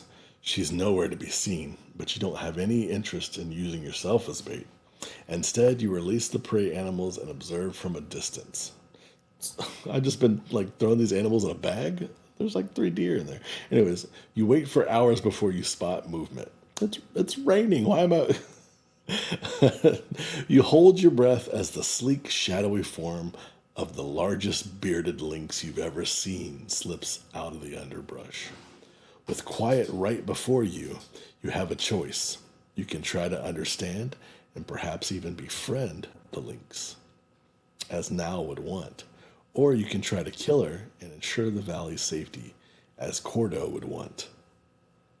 Flip the Lure Quiet card over to the Confront side, but don't change your mission log. If you don't complete the confrontation today, you'll have to track her down again. Put Quiet into play within reach of a ranger of your choice. I wonder who I'll choose. Do not read her entry. Return all set aside prey to the collection. Then, if you've understood the mulcher, then go to 1.42D. You know what? I didn't do that. I got my ass kicked by the mulcher. So maybe if I had listened to the wise Cool Blue, I could have understood the mulcher. All right, so it says flip Lure Quiet card over to its Confront side. So we'll do that now.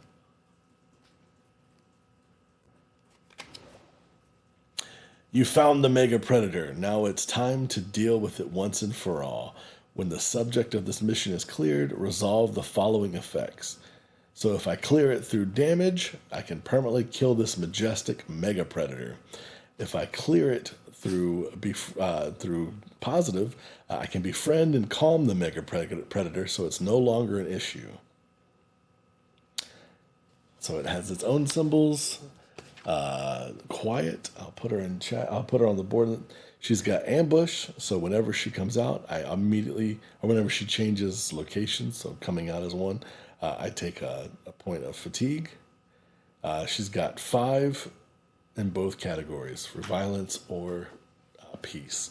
If there's another active predator, quiet defends her hunting ground and she'll basically kill it, adding 3 damage to that predator, and she takes 1 damage herself. And then if I get the bad card, she suffers. She deals 1 damage to me. There's the artwork for you, and she comes into play. So chat, I see that Cool Blue's already put some information in chat. Let's see what he says. I mean, the creature's name equals the Mulcher, and they only fight humans.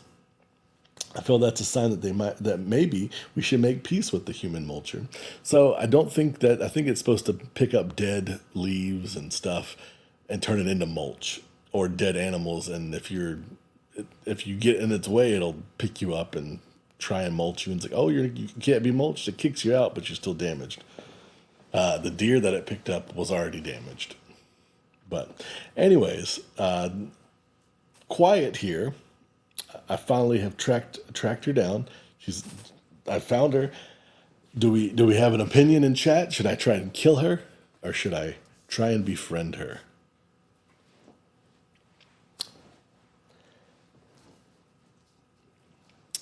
So we've reached the location. We're starting the turn.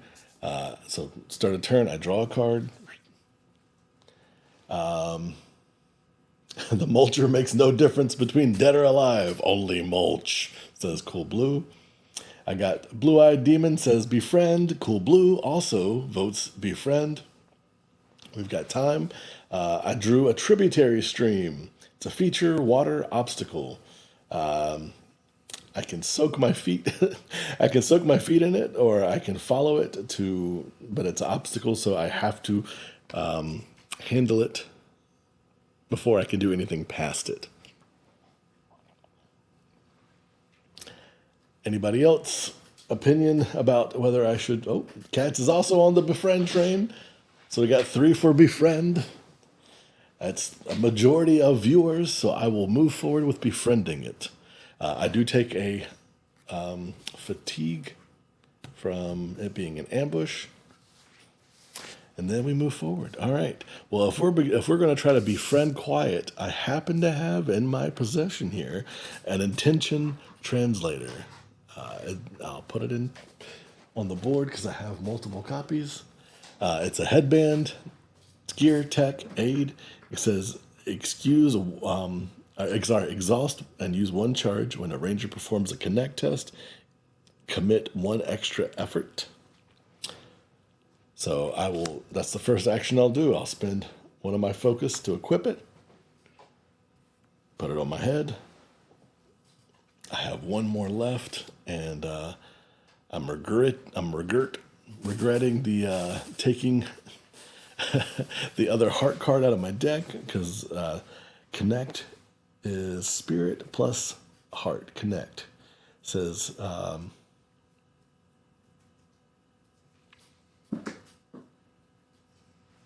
so it is spirit, and the difficulty is X. X is equal to the presence of the card with which you are interacting, a minimum of 1. So I am going to, she has a presence of 3. No, I'm going to use my guardian power to reduce a being's presence to 0 until the end of the turn. So now her presence is 0, but it has a minimum of 1. So I'm going to use my 1 spirit. That's my dump stat. I'm going to put my other intention translator on there. And then I use 1 charge from the intention translator that I have. And I'm going to try to connect mind to Quiet using this headband.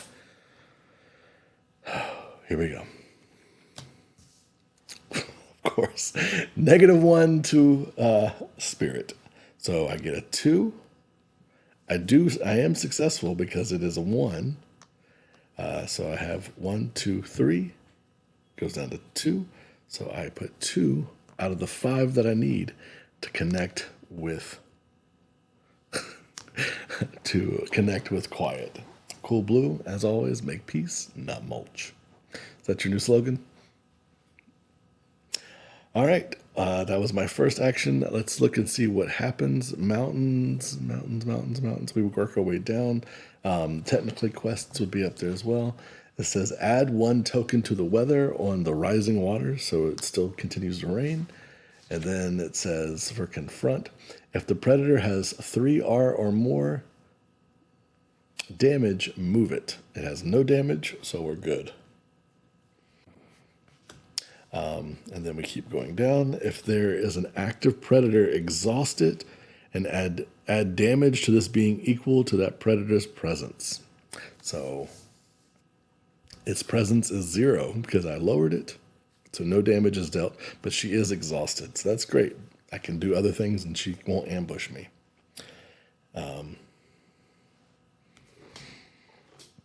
Perfect. Oh, these are all the dead.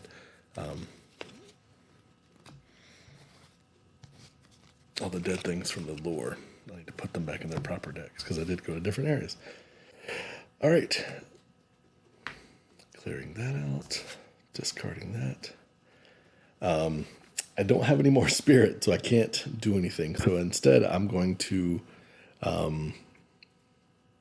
try and follow this river, the tributary stream. It's a focus. I need a 2 success. I don't have any more. So I'm just trying to get rid of it.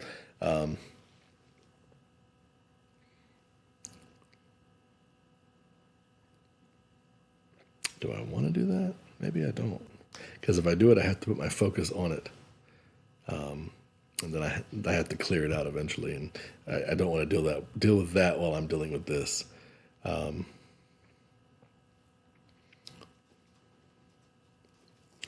But I can use these tidewater muckets. They're just clams. I'm going to try that instead. So I'm going to use my fitness to try and pop open some clams and eat them. Triangle, sure. I'll use my favorite gear. I'll burn that up. So that's a difficulty 2. I just have to get 1 to succeed. Glad I put that on there. So -1, I do succeed. Unfortunately, there's a bad symbol on the card. So going from top to bottom, I don't see any bad symbols over there. I don't see any bad symbols over here. Only person with the bad symbol is quiet, but she is exhausted, so nothing bad happens. All right, so my hand is really low. I pry open a shell and savor its contents to add 1 damage to this being. So I do hurt the little clammy clam, but then I can soothe 2 fatigue. So I take the top 2 off my fatigue deck. Oh, look at that. I get a carbon forged trowel and a persuasive, which is a good card. Persuasive. I can't do anything else really. I guess I could eat another clam, but there's only 1 card in my fatigue deck, or my fatigue pile, and I don't really want to take the chance of that. I do have 1 fitness left, so I'm going to equip. I have 2 slots taken up in my inventory. 2 out of 5. I'm going to spend 1 of my fitness to equip the Orland Thumper. And we will put damage tokens on that to represent that, because that's what you deal with it. Bam, bam, bam. All right, we got 3 uses left on that. So I'm ready for combat if I need to, but I'm trying to befriend the cat. So while it's raining, I'm trying to help everybody out of this flood. All right. If I was to do anything, I would have to deal with the tributary first because it's blocking my way, which is kind of fitting. The river's overflowing. It's blocking my way. I don't think I should be able to put my feet in the river while it's raging to calm myself, but thematically, I'll stick to that. End my turn. I check, following the checklist, travel. I don't have anything on the location. refresh. I put all my tokens back on the things. I ready everybody. I draw a card. I drew into favorite gear. I promise I shuffled. That readies. Then I go to the top. I draw a card. Flood. So we get our first of 2 flood cards that are in the deck. When this card enters play or its attached card leaves play without being cleared, attach it to the feature or being from the path deck with the highest presence that doesn't already have a flood attached. So the key there, it says from the path deck. Quiet is not from the path deck. So that would mean the Tidewater Muckets, which is a bad place to put that because it's low. Move that card along the way. If there are no cards to attach to, then I would read 1.06.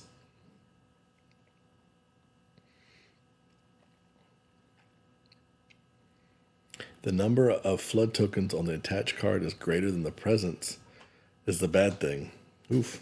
It's a presence of 0, so hopefully no bad stuff happens.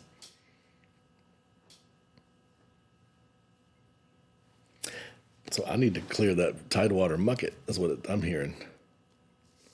Get that out of there before that flood card happens. All right, so top of the round, I'm going to try and clear that Tidewater Mucket.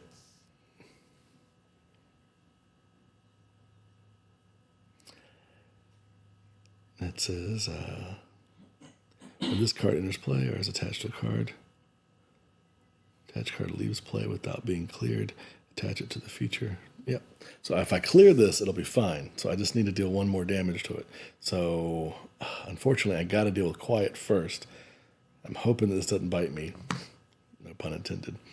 I don't have any hearts. Maybe I should do that first. So I'm gonna remember my training. So that's a focus and triangle. I have favorite gear, so I'm gonna burn everything, man. I'm feeling the heat because it's pouring. The flood waters are rising. Waters are there. I'm blocked from leaving the exit because of the tributary stream being overflowed. I summoned quiet, and it happened that she came at the worst time possible. So I'm gonna really try and find some cards that'll be helpful. Let's see. +1, awesome. I was gonna do this anyways. Activated this, so hers is 0. If there's an active predator, exhaust it. So she's exhausted. She doesn't deal any. Actually, no, I didn't say I was gonna do it. So that works out better if I didn't say that. So she activates. She deals damage to this. It clears with the flood on it. So she's helping me. I take that as a good thing. I look at the top 3 cards. Well, let me make sure. Add a token to the weather, so the flood water, the rainwater is full. If the predator has 3 or more damage, doesn't have any damage on it, I look at 3 cards. 1, 2, come on, 3. And I drew Safeguard, which is the good card for this. I think I want to actually. I put nature. I drew a one with nature and nature's abundance. So I'm gonna put nature's abundant. I'm gonna put 1 with nature under safeguard, and then I'll put nature's abundance on the bottom. And then I draw a card, which is of course safeguard, which is a perfect card for what I want to do. I like that mechanic that you get to go through your deck and put kind of organize how you want things to go. That's a nice mechanic, especially in a game that drawing can be difficult. So that makes it a little easier. So let's try to connect. Let's try to knock this out, this quest out of the park, and get quiet to befriend. So I've done that. I've got 2. So that's 3 total. I'm going to use an intention translator. That's 4. So fingers crossed. Oh, snap. Focus is 0 on the card, so we have 4 focus. So we clear her. She is cleared. And then the quest says, clear. Oh, that's the wrong one. Confront. Befriend and calm the mega predator so it's no longer an issue.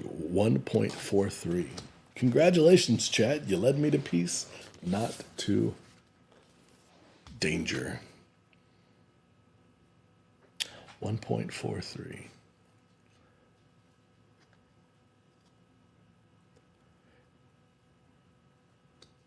It says, bloody, wary, but uncowed. You carefully, I am bloody because I've got my ass kicked 2 days in a row. You carefully approach the angry bearded lynx. Quiet hisses at you, baring her fangs, but doesn't flinch or snap at you as you reach your hand to her nose. She sniffs, cautiously, and then to your surprise and amazement, she leans forward and gives you an affectionate head rub that sends you tumbling onto your backside. Quiet starts to purr quietly, and you feel a warmth steal through your soul at the sound, as you have some sort of deeper connection with her. You're not sure how you know, but you're convinced she won't come after anyone in the nearby villages now. She seems a lot more interested in you, so she might keep a wary eye on you from afar and perhaps help you when you need aid. Complete the Lure Quiet mission. Permanently remove Quiet from the Valley set. Gain the Quiet reward card. Each ranger soothes 2 fatigue. I've only got 1 fatigue, so I'll take it. And then, as in previously stated on this video, when we get a reward, I'm going to immediately take 1 copy of it now, and then the other copy will be shuffled in my deck. And at the end, I'll have to figure out, at the end of the day, I'll have to figure out what cards I'm taking out because I have a max deck size. Woo! Let me grab her card. Reward.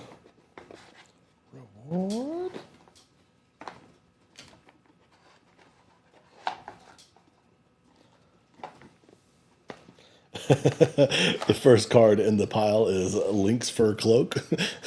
So you could have killed her. Apparently made a cloak out of her.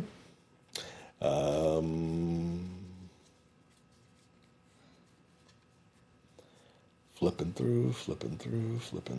Quiet. I shall put 1 copy in chat, or in on the green screen so you can see it, and then I'll put the other one in front of me so I can read it. We can read it together.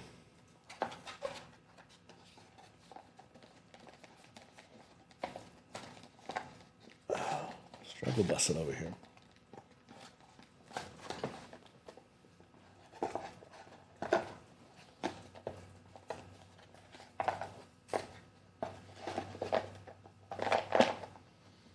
Don't get me wrong, a lynx furred cloak seems pretty cool. It will be the 1 card that we get to play at any time. Quiet, being, companion, mammal. Friendly, persistent. Exhaust, add 3 damage to a being and 1 damage to quiet equal to that being's presence. So you can sick her on something and she'll fight for you. The great lynx emerges from the undergrowth, silent as a shadow. She looks at you as if to say, today I will not eat you. Tomorrow, however, is another day. So that goes into my hand. The other copy I will shuffle into my deck. Deck's getting a little thick because I got a lot of wounds in there.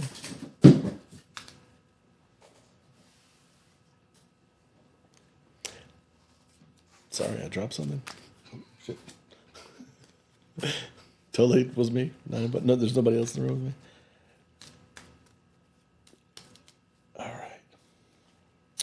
right. Deck shuffled. I'll cut it so that everybody can see I'm cutting it. I actually want to draw some of those wound cards because I need to get them out of my deck. While this is a bad situation, yeah. When a card with a flooded attached is cleared, add 1 So I need to put one of these on this, and that does not go in the discard. That gets shuffled back into the deck.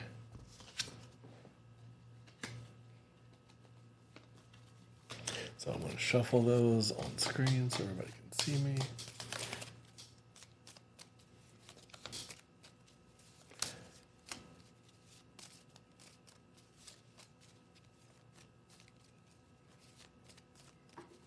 All right. Well, this is exciting. I've never gotten a companion before. She's kind of expensive, but I haven't actually done anything yet. Did I not shuffle? Oh, that's the old one. Okay, so she's no longer in the game. I'll put her off to the side and I'll deal with her off screen so we can continue the game moving. This goes to discard. These go over here. All right. And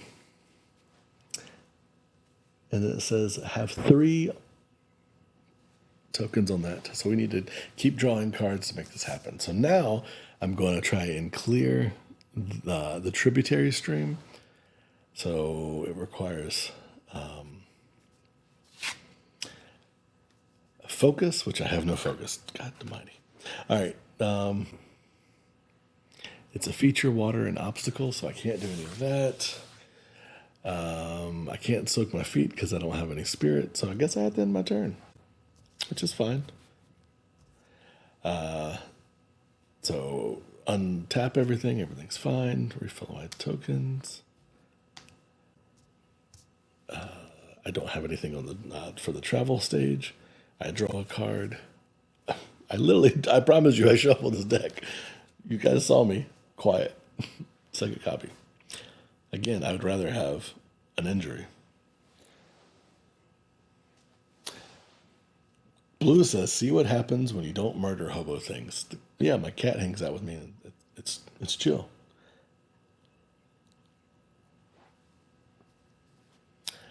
And I think that's the first thing I'll do is I'll put quiet out for 2. Pay 2, quiet comes out.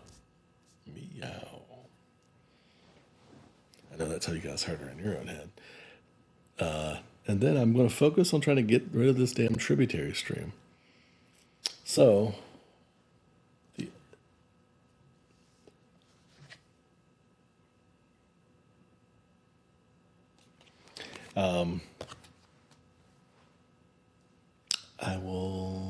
the only thing that has those symbols is familiar ground and carbon forged trowel. So I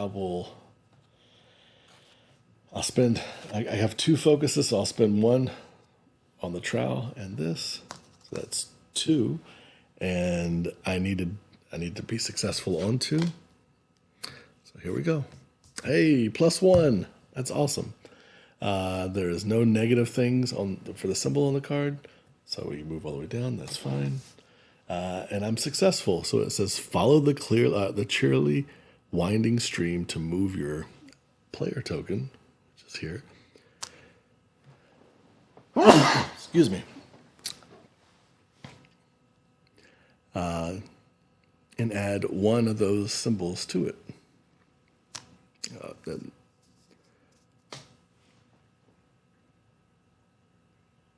And then once all the players have done it, you get to clear it. It's cleared. Boom, boom, boom. So I follow the tributary stream. Keep heading towards the situation. Now I'm scared to search through the deck because I feel like if I draw a stream card, so I want flood cards, but I think they have to be attached to something, and if you don't, then it does something bad. So I can't be scared. I gotta be brave. So we'll search, get 1 mountain, add a symbol to the weather card. It's really raining. There are no more mountain symbols, so that's good. I get to look at 1. Hey, it's another clan. I'll let that happen, sure. So that goes there. I draw it, and it goes in front of me. I'll do it again. Trying to get now that especially that I have that. So I did one.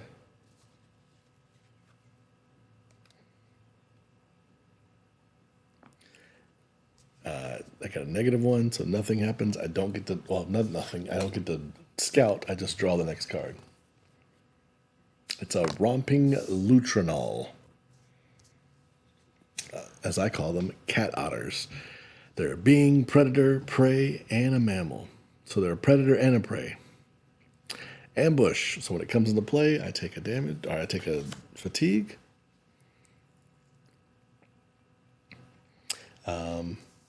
And then I think I don't want to deal with this romping lutrinol. So I'm going to exhaust my character to make its presence a 0, and then quiet. Handle my light work. So I'll exhaust her to deal 3 damage to the romping lutrinol, and it deals 0 damage back to quiet because I made its presence a 0, and she kills it for me. I like that. I actually really like that. That's nice.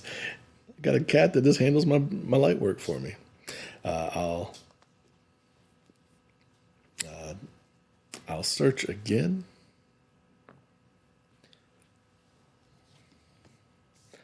I get +1 awareness, so I have 2. Bad thing. There's no bad thing. I need to reshuffle the trait deck or the test deck.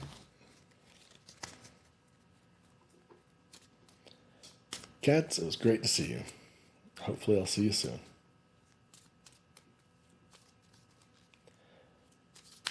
Oh man, my tablet is at 8%. If only a charging cable would appear from somewhere. Okay, well, I was successful. I got 2 successes, so I get to look at 2 cards. I was hoping to find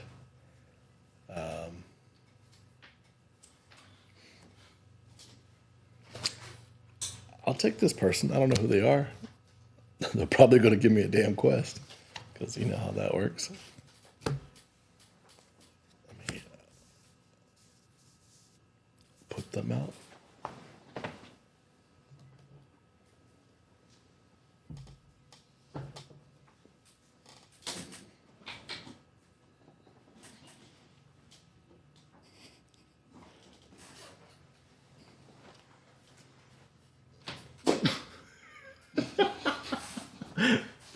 Oh, jeez.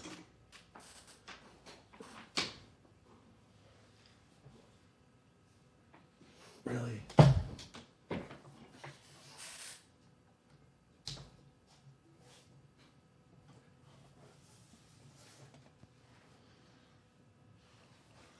It says slow charging, but slow charging's better than no charging. So yeah, I had Artel Angler appear. It's a being human villager. And it has a chat. 48. I feel like the chat should be different if it's raining. One card.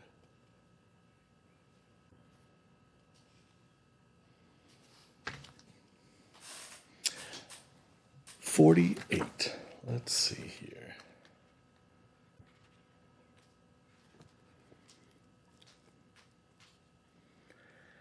If the ranger has biscuits, if they found the perfect fish. Otherwise, go to 48.3. Ahead of you, a partially submerged Estian ruin rises out of the water.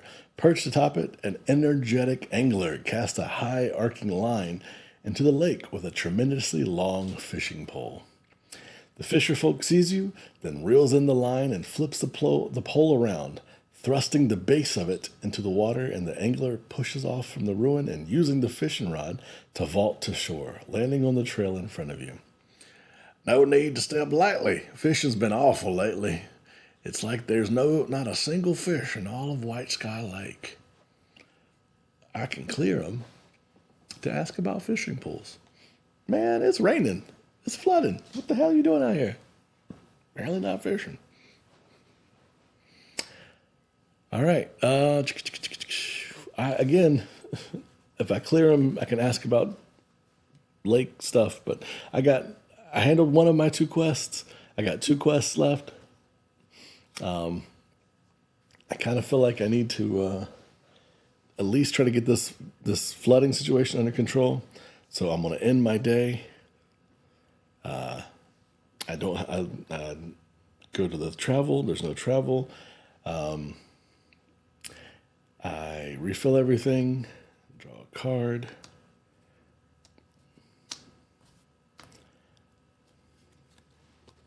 One with nature.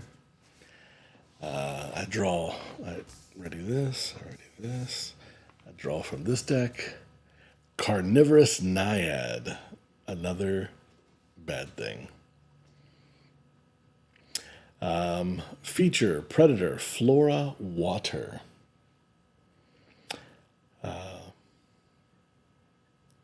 So it's a similar situation to the Mulcher, but this one's a water one. It's not a meld, but it is a carnivorous plant. So if it grabs you, it pulls you into the water. Blue says, can the Mulcher fight that one? I feel like Mulcher should win against plant. I don't know, because this is underwater. It's pulling you into the water. So it's kind of like asking if a bear and a shark got in a fight, who'd win. It's like, well, is the Mulcher in the water, or is the Naiad on land? Because they both are stronger in their own element. But yes, I agree. The Mulcher will probably win because it absorbs things, and this is a plant. I'm hoping that my cat here can help me, but I'm not sure. As long as I don't get in its way, it should be all right. If bear and shark got in a fight, the winner would be us because we'd get an awesome fight. That's true. I forgot that my name was Bear for a minute. So when I said that, I was not talking about myself. All right. I'm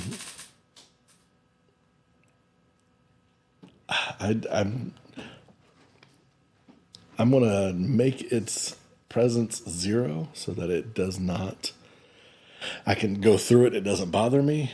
And because I'm really just trying to find more of these flood cards because I need it.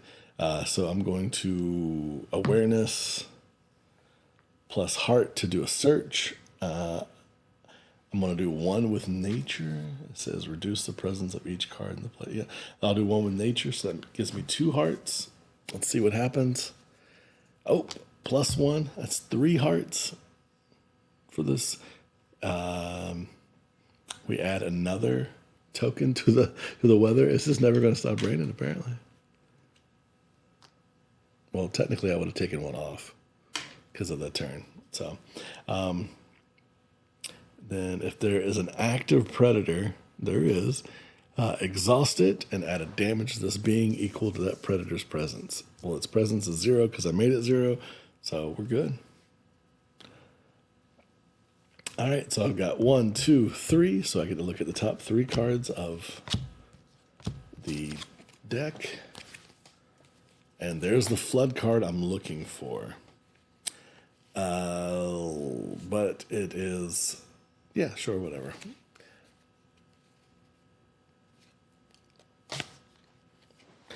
I drew also fresh blue kelpweed and another tributary stream.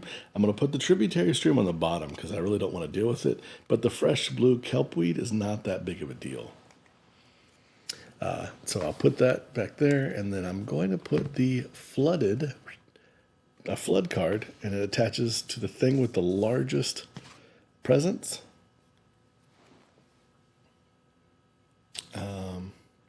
Well, the largest presence is, unfortunately, because I made that into a 0, is Artel Angler. So he's drowning. I told you, man, you shouldn't be out here. You should not be out here. So now this has turned into a rescue mission. I need to save this fisherman because he's drowning in the flood. So I want to connect. I don't want to damage him. He's a human, but I need to connect with him. So I have one. My intention translator gives me an additional one, and I really don't want to fail this. I don't want to use quiet, but I have no other option. He's the only other heart that I have in my hand, so I'll use that. So that's 3 to connect. Trying to connect to Artel with my thing. I am so glad that I used quiet because I got a -1 there. Oh, whew, jeez. So let's do the suns first. I remove one of the weather conditions, the rain tokens, and it says discard a rain token. Each ranger suffers a fatigue. So I suffer a fatigue from that. There would be something that happens here, which doesn't happen because it's exhausted. If there's an exhausted predator, ready it and then exhaust this. So I'm going down the line. So this exhausts and this readies. But we've already passed it in the order of operations. Nothing there. So we're good. Discard, discard, discard, discard. All right. So I clear them. This gets shuffled back in. This goes in the discard. And I add another to the flood token. So let me shuffle the cards again.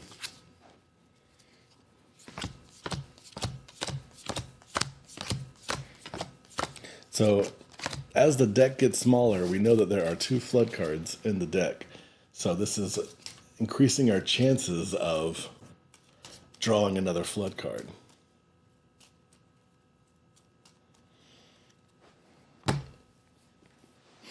All right. I have 2 more of these, but now this guy is standing up.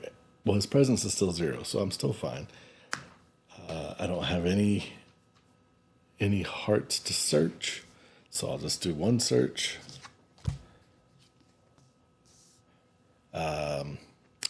Awareness doesn't change. It is a sun, so another one of these happen, and I get fatigued again.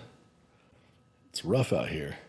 The ranger with the most fatigue must discard an awareness or move their thing there. So I'll take my last awareness away, and I draw 1 card. It's a romping Lutrinol, and I don't want to deal with the romping Lutrinol. I want another flood card, so I'm gonna put it on the bottom and draw the next card. It's another romping Lutrinol. All right. I really don't want to deal with the romping Lutrinol, so I'm going to ask Quiet to take care of it for me. It deals 3 damage to the romping Lutrinol. It deals 1 damage back to Quiet. Quiet's doing the Lord's work. And I'm out of awareness because I have to be careful of this carnivorous naiad. So this one's a little easier. As long as you have awareness, you can avoid being snatched by it. So I will do focus and remember. Let's see if I can remember anything or if the water's going to bother me. Nope, the water bothered me, and it's a sunshine, so we lose another one of our rain. We're getting close to the bad side. That's not good. Oh, I shouldn't have pushed my luck. The ranger with the most fatigue must discard an awareness. I have no awareness, so then it grabs me. I pushed my luck. You cannot remove your... So now this thing has grabbed me. It's pulling me into the water, and I'll have to try to get away. So it's a fitness plus a link. It says, and I needed 2 success. So I'm gonna give it my all. Hell. So I put 2 in there. I'm gonna do an Orland Thumper, so that's 3. Let's see if I can pull myself away. I'm glad I did that Orland Thumper because my 3 went down to a 2. I need a 2 for success. It says, pull yourself free of the constricting lakeweed to add damage to this feature equal to your fit aspect. So I add 2 damage to it. I punched it in the face. and pull myself free. All right. We just need one more flood token, and we cleared the rising waters quest. So I'm going to end my turn. Everything. I don't have anything on the area. I'm not moving anywhere. Everything readies. All right. Let's. I draw a card. Local fair. It has a traverse symbol on it. And then we go to the top. We take a weather off. We still have one on there. We're good. We draw a card, and it's another damn tributary stream. So it's blocking our way. We can't leave this area because of the tributary stream until we overcome it, which is not hard to do. I have something that can help me do it.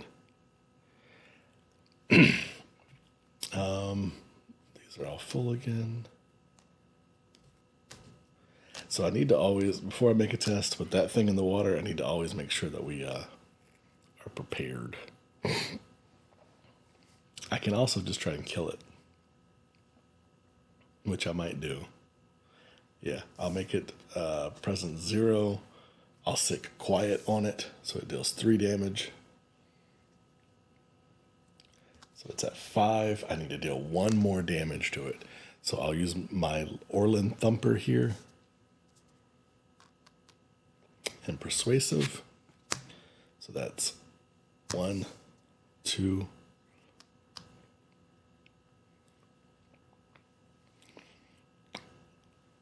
Hell, 3. I'm going to go all out on this thing and make sure I get it. So if that's 3, I need to get a 2. Hey, I got it. Mountain symbol. We go top to bottom. So I know that the quest adds another weather to it. That's great. If there's an active predator, exhaust it and add damage to this. So it would exhaust, but we actually killed it. So we killed the carnivorous naiad, or we at least got rid of it. MVP goes to quiet. And then persuasive. I can fatigue a card to put this back in my hand, which I'll do because that's a good card.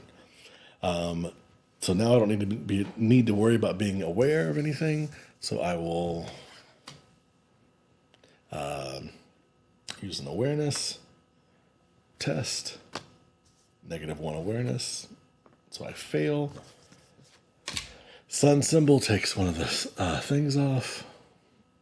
If there's an exhausted predator, nope. So we're good. I know I'm moving quick. I'm more just trying to keep us moving. I do it again. Do a test. Another -1. Jeez. And then the last rain gets off the weather.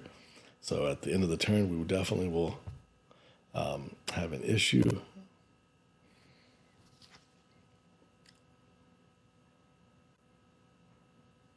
Oh. So every time that I require 2 more of those. It says, if there's no rain remaining, flip this card. So, Gathering Storm. I can do focus and triangle, and it says shelter from the threatening clouds overhead to discard 1 rain from this card for every 2 effort. And then when it refreshes, it adds 2 rain to this card. And if there are ever 4 or more, then it flips back over. That is scary.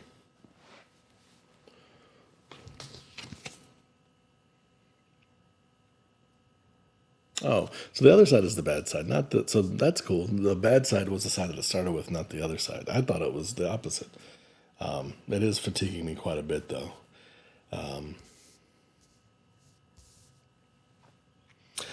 So let's keep looking. Let us keep looking. So we'll do a test. Oh, geez, I've gotten 3 -1 awarenesses in a row. No bad stuff. I'm out of awareness. So we will start my turn over again. So I don't have anything on the traverse because I'm not trying to. I guess I can try and clear before I do that. I can try and clear the tributary stream. So I'll do a test for that.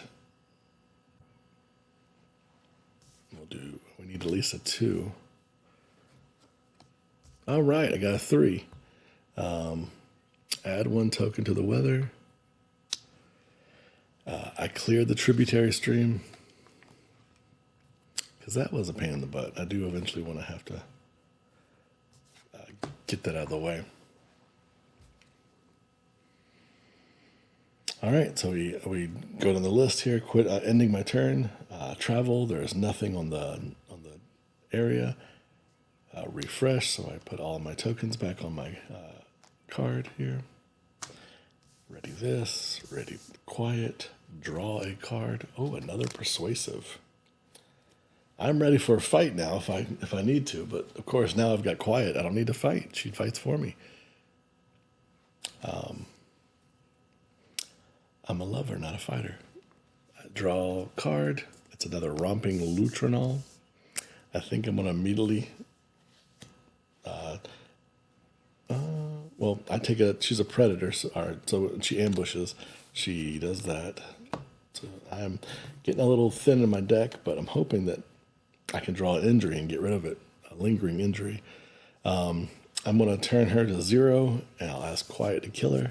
Quiet kills her, takes no damage back. She's just murdering these cat otters.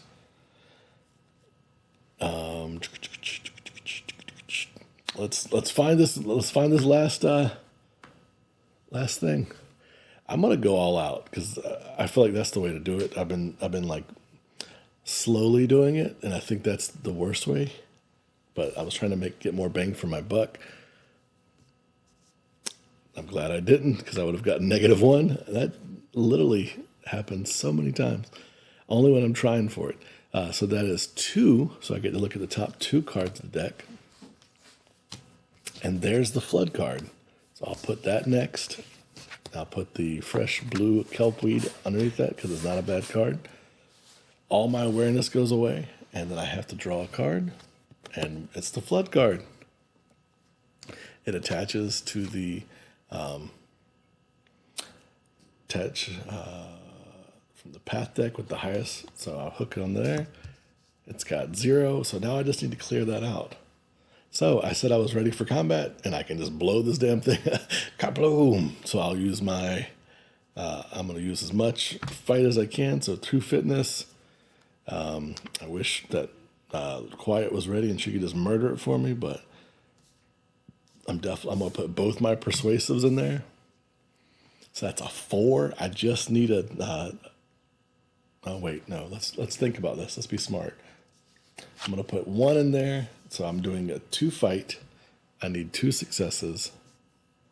It uses one of the pulses. Let's see if I'm successful. Oh, Jesus, I'm not successful. So that goes away. I fatigued. Oh, geez. I might just wait and let Quiet do it. That's the safest way to go about it instead of me keep taking fatigue. So I'll ready. Everything goes back. I feel like I've kind of broken the game with Quiet. It doesn't keep things moving. I draw a card. Nature's Abundance. I've not drawn an injury card yet. I was hoping I would get one because I want to get them out of my deck. Draw. We know it's going to be a fresh blue kelpweed. First action, Quiet destroys this Tidewater Mucket, which gives my last flood token, which goes on there. And then that says, have 3 on tokens in this mission for 1.07. I came to find Quiet, and I finished other quests today.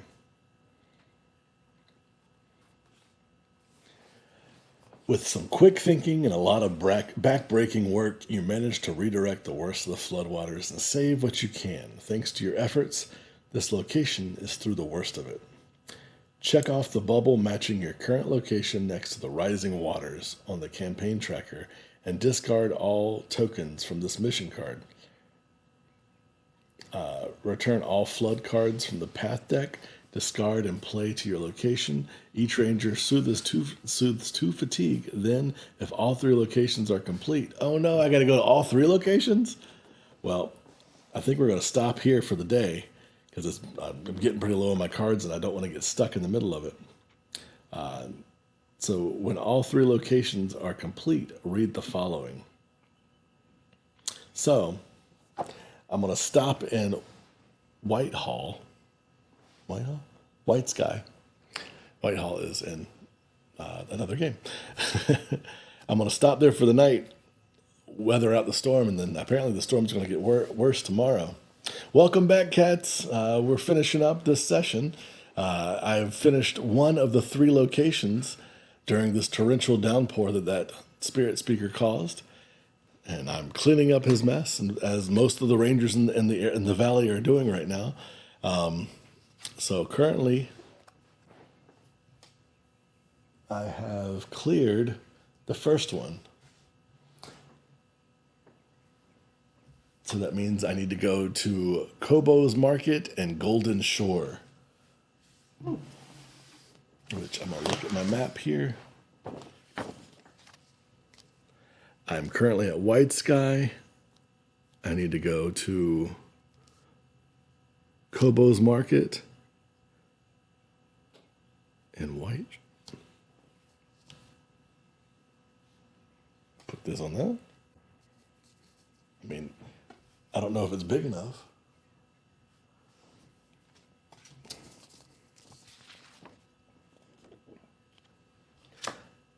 Kobo's Market and Golden Shore. Golden Shore, I'm looking for that on the map. Oh. Those are in very opposite directions. So I will show.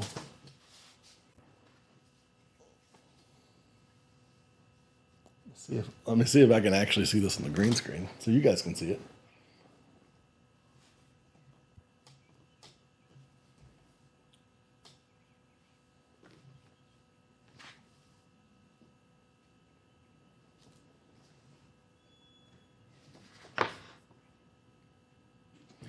So currently I'm here.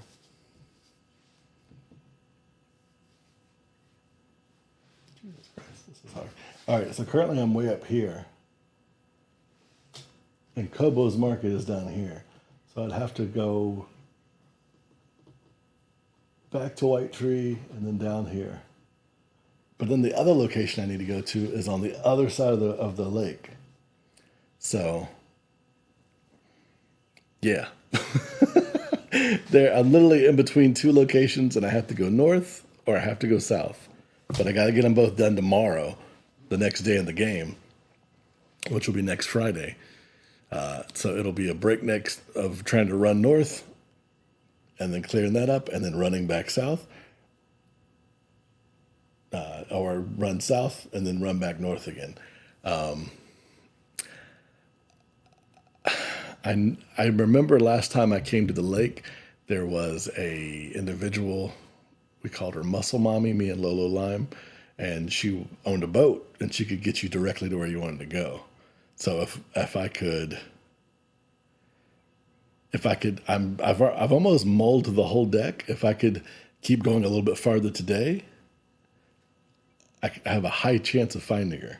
So I might do that. I'm going to go a little bit farther today and see if I can find her, and then I can take a boat to the south, and then next session I have to go north, or I can go north and then come back south.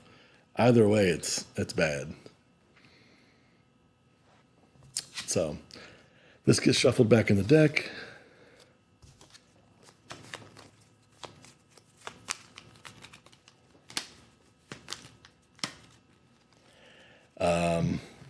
And then my goal is just to try and find this boat lady, Muscle Mama. And then I don't have anything left on my intention translator. I'm getting real low in my deck. So this has a couple good benefits, but we'll see. All right, so I've refreshed. I draw a card. Well, I drew a card that was fresh blue kelpweed. So I guess,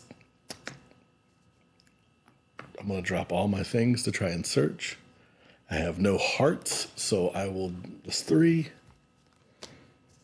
Oh, listen to this. I've been getting -1 whenever I search. And now finally when I'm like, yeah, I just need to find this one person, I get +1. So I get to look at 1, 2, 3, and 4.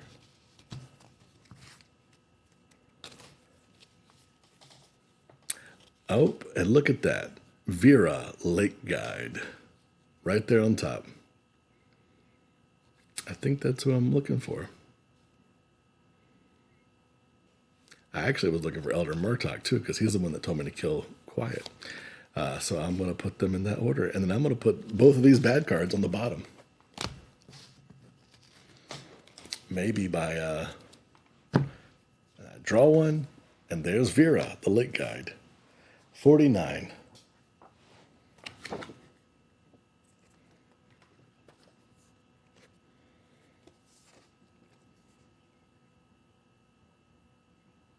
$49.3. The woman at the helm of a docked Dulwood longboat has the shoulders that one earns after a life of paddling and pulling the valley's waterways. She nods curtly in your direction. I'm Vera. I make supply runs all over the lake. That's how my muscle mommy sounds this week. She thinks for a moment after you introduce yourself. You know, if you need a ride somewhere around White Sky, I can take you. Just make sure you're ready to go when you call me. I just got to clear her. It's a 3. Unfortunately, it's my lowest stat, so I'll need to focus and try to find some more hearts to do it. It says clear Vera with to charter her boat to immediately travel to any location on White Sky Lake. All right, so I'm going to focus. I'm going to do focus and triangle. I've got 2 triangles, so that's 4. Let's see if I get, nope, no negative. There's no red marks. So I get to look at the top 4 cards on my deck.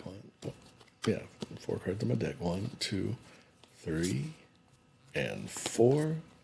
There's a lingering injury, so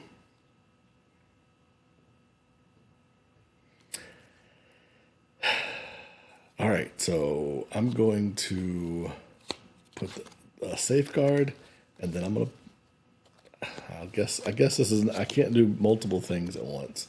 So I'll put those back there, and I'll draw this, and then I'm going to try and talk her into taking me somewhere, because I'm trying to get this done sooner rather than later. Oh, so I use my 1 spirit. I got safeguard. That's a total of 3. I just need 2. And I know in this deck, I'm setting myself up for failure explaining this. I know in this deck there are a couple cards that have -2, but most of them only have 1. So if my luck is not horrible. Oh, look, I got +1.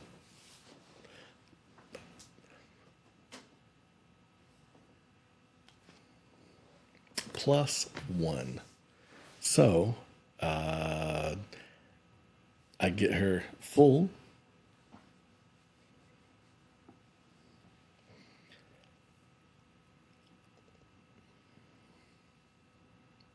And then she is able to take me anywhere on the lake. So in chat, last question of the game.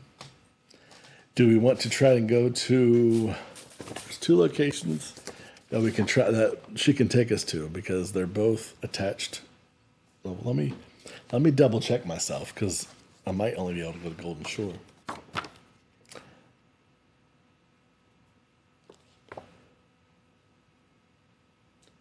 $49.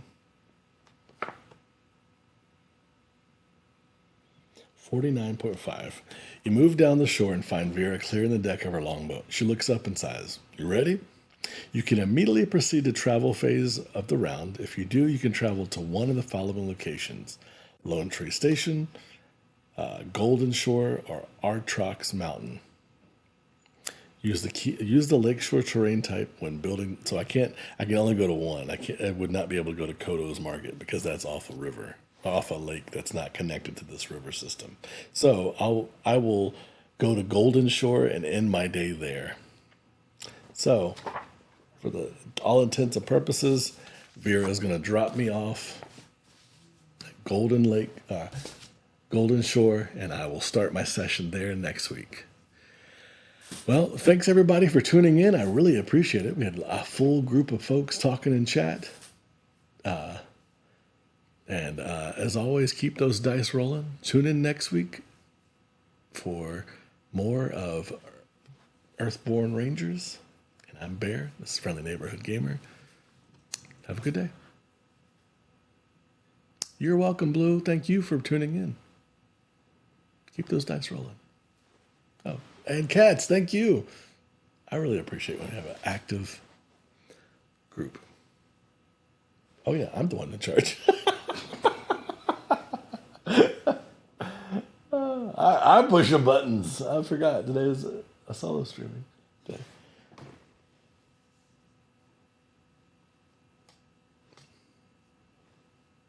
I promise. All right. Keep those dice rolling. Bye.